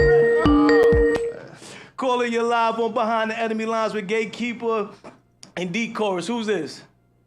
This is Brother Talib. Oh, from peace, Harlem. Talib. Peace, What's Talib. going on, brother? What's going on? I'm calling to find out what's the topic today because I tune in every now and then and I like y'all topics and stuff. Very deep to the point.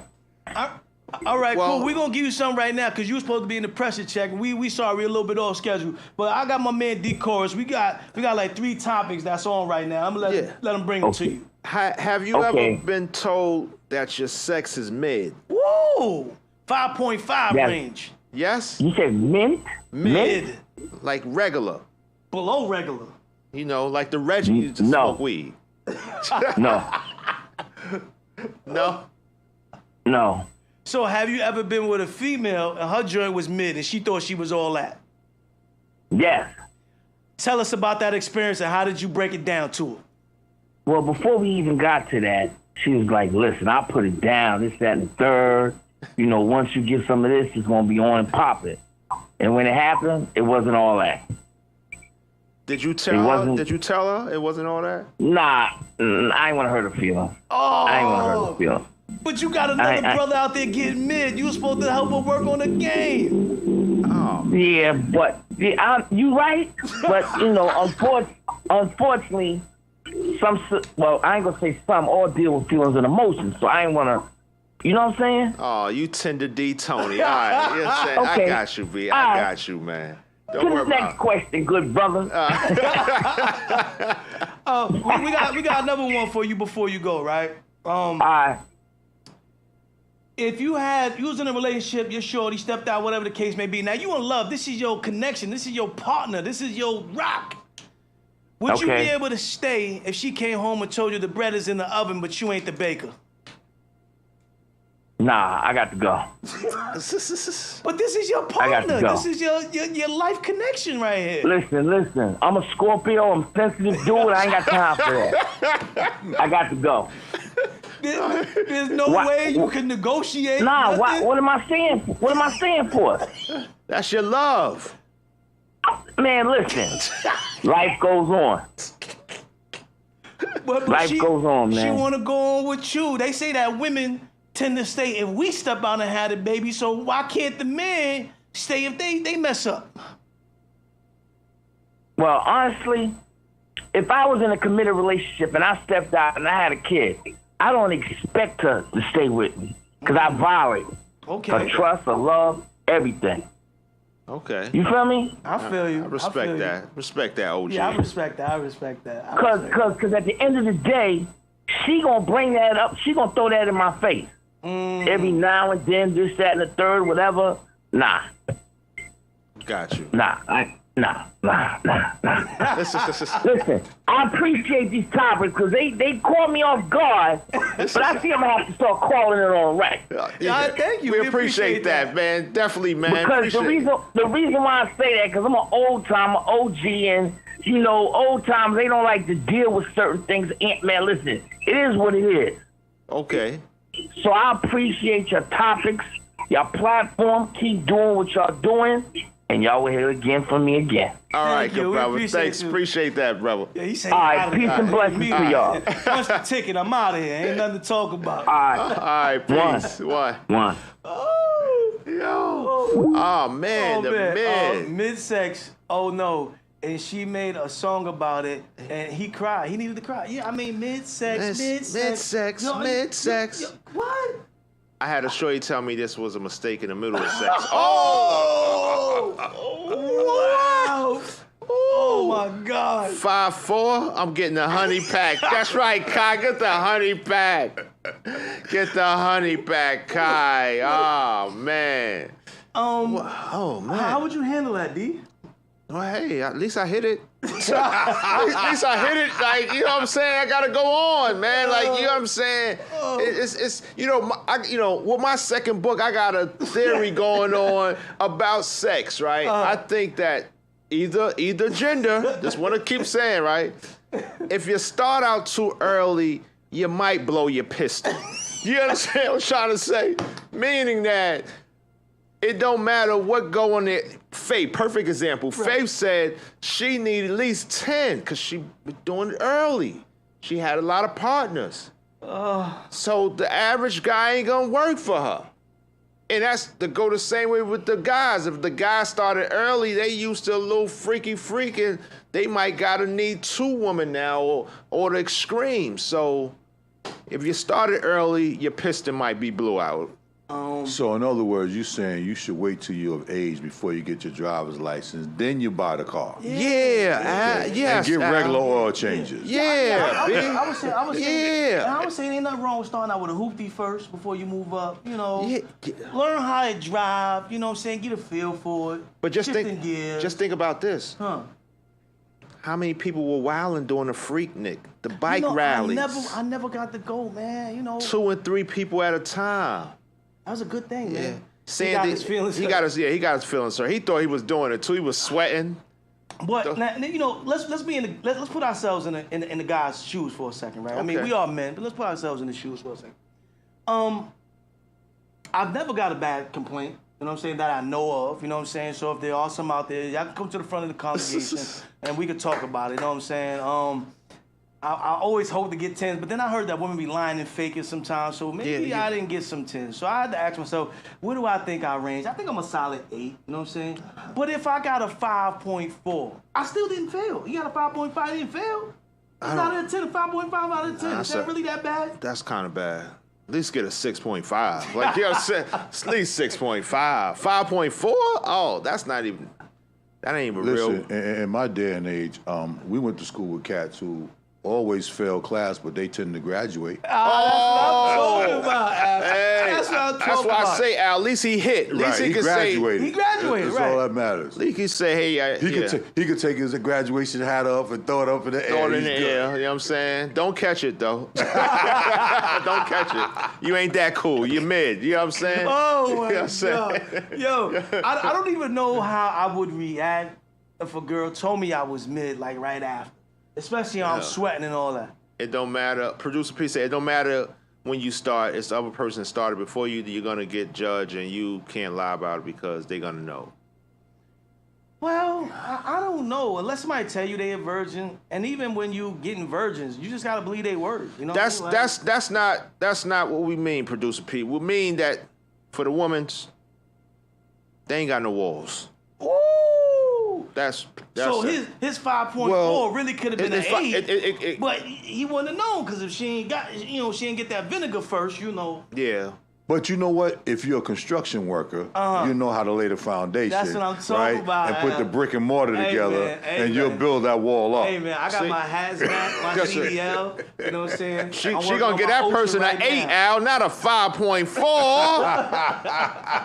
That say he ain't even had this OSHA card. You try to get on a construction site without the card? I got my little lime green hat with my vest. You know what's crazy? You know what I'm saying? She hit him with, you got a nice big size bed, and the linen is nice. Word. Now, does that take off points if she's just talking about the linen? So really, it might be a 4.5? It's 10. Her GYN got to be Inspector Gadget.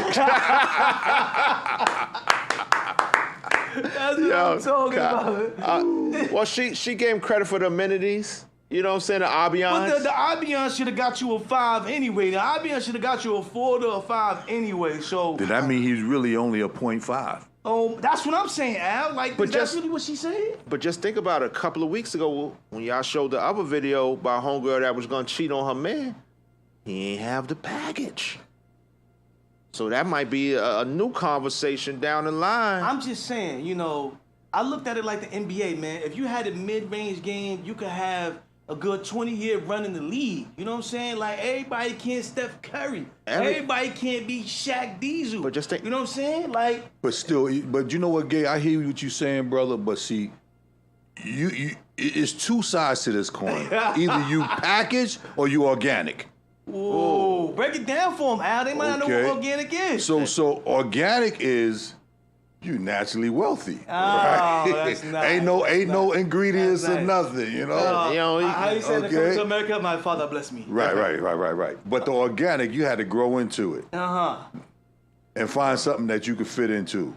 You know, that's why all men don't wear the same size suit. That's what I'm talking about. Or man. you got to find somebody that love you for you. and that's not what it's about, because if it's about that, she going to see the construction worker all day. Kaya said a 5'4" is an F+. It fits 5'1". Oh, damn. Dang, Kyle. F+. That means he graduated. Teachers, man. You better know. That seemed like an incomplete. He got incomplete, B. Incomplete. But that's why he tried to go for seconds, and maybe, you know what I'm saying, she was grading different, and he had to do different things. He like, y'all put you in positions, he over there sweating, and then she just like, 4.5. Damn. Well, unfortunately, he gonna have to find something else. That ain't for him. But see, you know what I don't like what he did? Because he said he was, if she didn't believe he could do better or he could get a better number, why can't they go another round? And she gonna tell him he can't do another round. I would have put it to the test. See, I would have put it to the test. Yeah, you know, I would have put it to the test. That's saying he probably wasn't. She said he wasn't adequate. She decided already from the first performance that you wasn't ready. The end game should always be that she falls asleep in a fetal position. Yeah, that's what I'm talking about. Everybody going night-night. That ain't happening. That ain't happening. Yo, I'm gonna tell you why I don't think it's happening. This is more than he felt the first time. You don't get a second chance. Wow, come on, man. Man, At least in baseball, they get at least 3 outs. He looked like he was worn out. I'm gonna tell you one thing. It's going back to what I said, B. People wanting things they know they not qualified for, man. This is why they got so many Viagra, Cialises, all these things, because the reality is, if you ain't eating right, he ain't working right. He ain't working right. He ain't work. So in a nutshell, he chased this big package down. And then didn't deliver. That's what you said. Well, he knew he couldn't deliver. He wasn't ready. He got the mid-range. Nah, it's a 3-point. It's a 3-point. The game changed. They starting early. So that's that same dude, right, that's at the 3-point line. He throw that jumper up, and it barely hits the rim. Oh, dang. That nigga ain't even in He the getting gym. traded. He getting traded. Oh, man. We on one, man. LeBron, you better get your son, man. Get him 15 points at least, man. Get him up there. Get him up Bronny there. James going to the hole, man. We going to the hole. The youth. Listen, man, I don't know, man. Like I said, man, I'm thank God I've been blessed. I've never been in that situation. You know what I'm saying? But, you know, that used to be a thing back in the days. I don't know if it's still a thing, but back in the days, a gentleman couldn't wait to get their report card after they did that. Is that still a thing, ladies and gentlemen, if y'all in the chats, the younger relationships? I know. Because I ain't go front. You ever asked that question when you got done? Nah, I'm finished. Yeah? I'm good. I've asked it a couple times, but, you know, they were definitely, you know what I'm saying, in the fetal position. You know, I knew what it was. You gotta, one thing I learned, they're good liars. They're good performers. Yeah. And they're professionals. Professionals. Right? Why you think prostitution is at the top of the list? Right? There's a bunch of suckers out here. Just think about the porn industry, the OnlyFans, a bunch of suckers. They're gonna tell you what you want to hear. Oh! Yeah, for the most part, I agree with you. So I'm gonna leave out. In my mind, don't matter what. It don't matter what. I can no matter what. You said, who's a 5 I had a 10. He shouldn't even ask. That was the reality. 10. You know what I'm saying? He shouldn't even ask. Yeah, he just wanted his ego stroked. Yeah, and he got it swept out the room. See, the problem is he had an expectation. Wow. Wow. And he was disappointed. You know, that's why. And you see that anger fester that quick? He kicked her out. Get out. He kicked her out.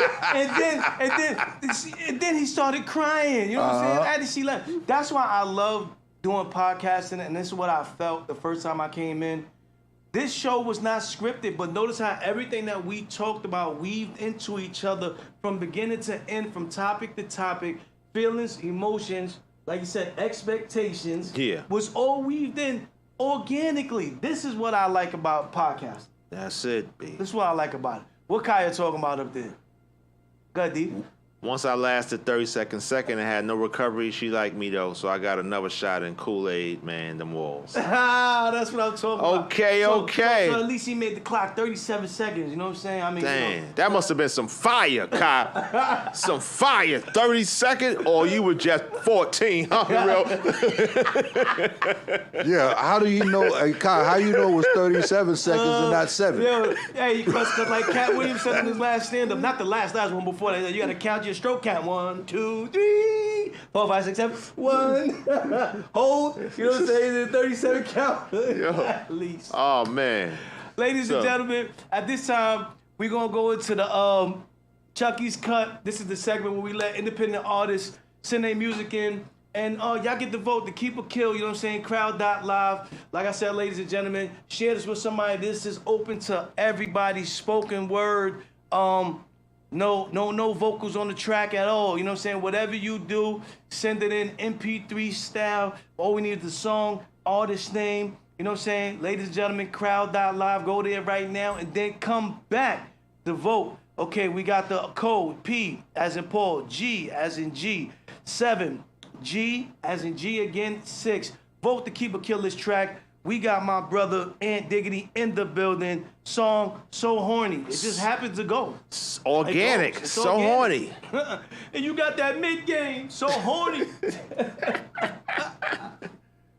Here we go.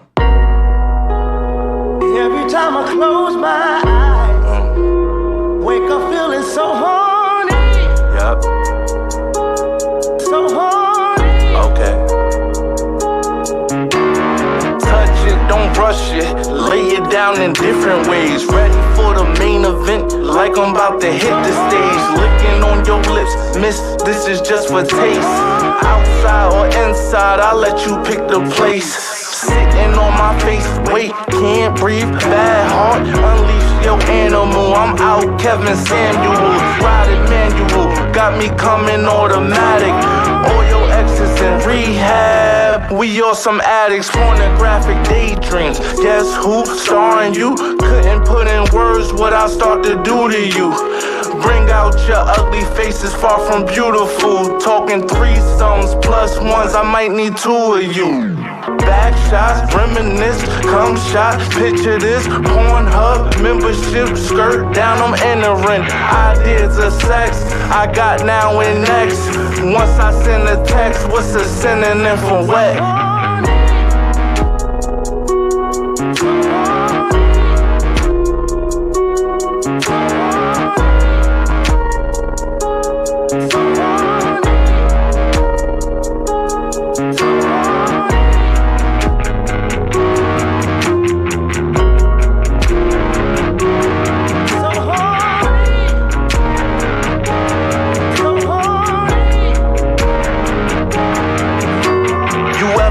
So horny, you could cry. Try eliminating the space between you and I. Try to wait for it, fuck it, I'ma pay for it. Hope I don't pay for it, cause I couldn't wait for it. Then downgraded, then upgraded, I played a fool. Cold winters, hot summers, I couldn't play it cool. Counterfeit confidence, still made a move. Put me anywhere on earth, I find my way to you. Be your waiter too, let me take your order. Hit it missionary, let's make a daughter. All you got is pussy, what you got to offer? Let me lift you up in areas you fall shorter. Atlanta, Georgia, red lights and camcorders. You erased it, didn't wanna get you caught up. On top, that's where you really specialize. Let me rectify, think I made a mess inside.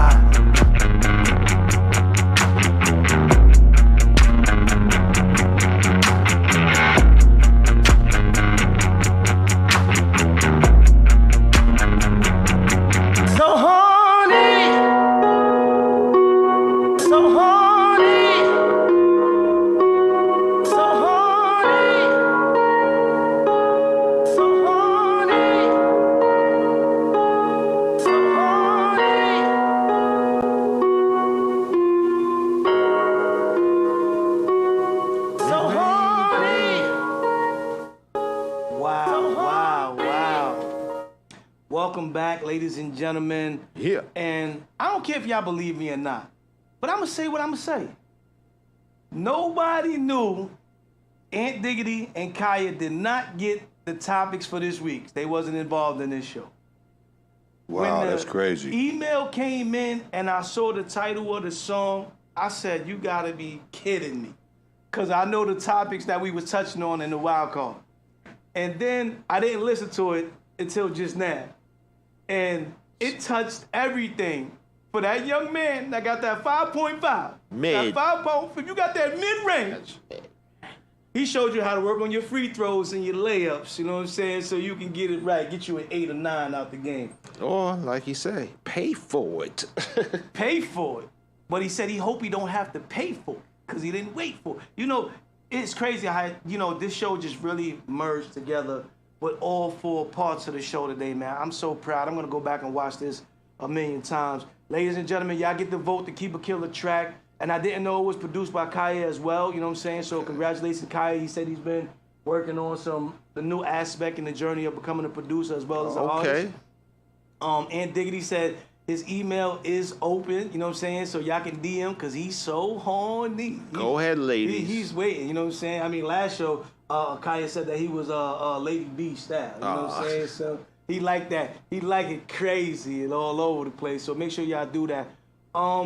I want to thank everybody for tuning in today. Definitely shout out to my brother D Chorus. You know what I'm saying? Yes. You can let the people know what you think about the track, you know what I'm saying? Because he's an artist himself as well. And like I said, we don't rate, you know what I'm saying, to bring people down, you know what I'm saying, or tear your music down. But we will let you know what we think about it, but we don't just rate music. We want the people to rate the music. To rate the music, you know what I'm saying? Because you might gain a fan in one of us, but if you can gain the masses, you know what I'm saying? Like, ain't nothing wrong. We're getting paid, you know what I'm saying, for your product, you know what I'm saying? So that's what we want to do. It's open to the world, ladies and gentlemen. We'll be back, not this Saturday, the following Saturday after, which is about the 24th. WIZZ will be in the building. Yes, yes. Artists, if you have material, you know what I'm saying, this is your opportunity. You know what I mean? Send it in. Ain't no different from the majors, you know what I'm saying? We doing it here at iAccess Radio. If you want to be interviewed, reach out to me. We can work some things. If you want to find out what D Chorus got going on, tell them where they can find you, D Chorus. D Chorus 13, or you can hit me at True Success 2018 at Gmail. Mm-hmm. That's what it is. Mm-hmm. And not only could he get you right with the book in the movie, you gotta stand up for a second, show him the fit, man. You gotta show him the fit. We gonna show the fit. I got the shorts too. I got the whole, you know what I'm saying? silk fit. All right. You know what I'm saying? You know what I'm saying? He get you right. You know what I'm saying? He can work on your mid game, get you right, ladies and gentlemen. I'm the Get Gatekeeper. you right. You know what I'm saying? You can find me at Gatekeeper718 on Instagram, Behind the Enemy Lines, everything. This is a Better Green Entertainment production. You know what I'm saying? Shout out to Tug of War as well, Better Green Entertainment production. I want to thank Al and iAccess Radio family for bringing me on. Thank you, being brother. my big brothers, you know what I'm saying? Al, WIZZ, Rich, you know what I'm saying? Red, you know what I mean? Vocals by Jamel, you know what I'm saying? You got Davon, you got Rambo, you know what I'm saying? You got just everybody that's on this iAccess Radio platform and that's come through this door. You know what I'm saying? It's been beautiful. I appreciate y'all. We'll see y'all till next time. Behind the Enemy Lines, a podcast where we talk about relationships from the male's point of view, but we don't exclude the ladies. Ladies, my Mercedes.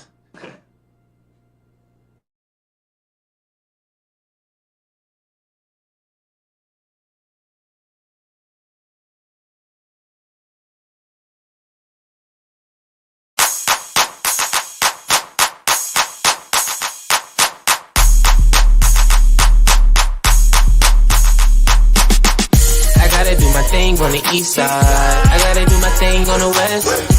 Paparazzi watching, they gon' G-slide. I got a lot of shorties on my neck, so shake that thing right to left, cause I don't really need no stress. The paparazzi right to left, oh yeah, but I don't really need no stress.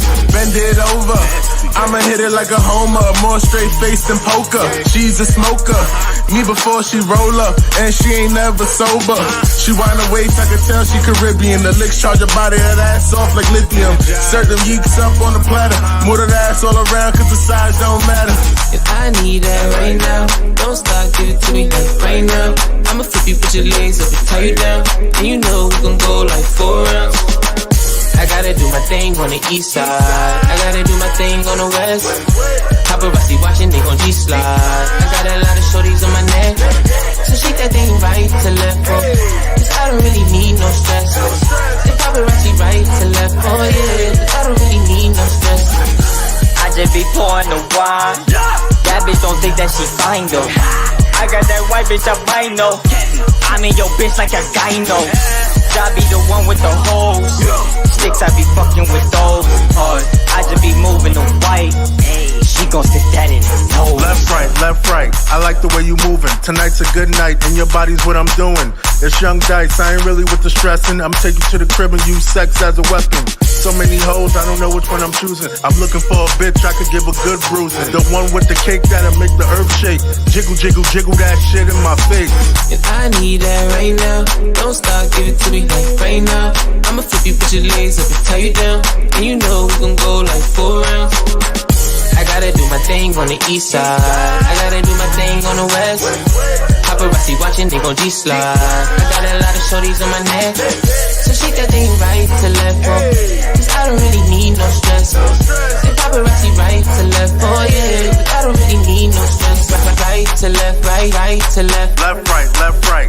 Right to left, right to left. Left, right.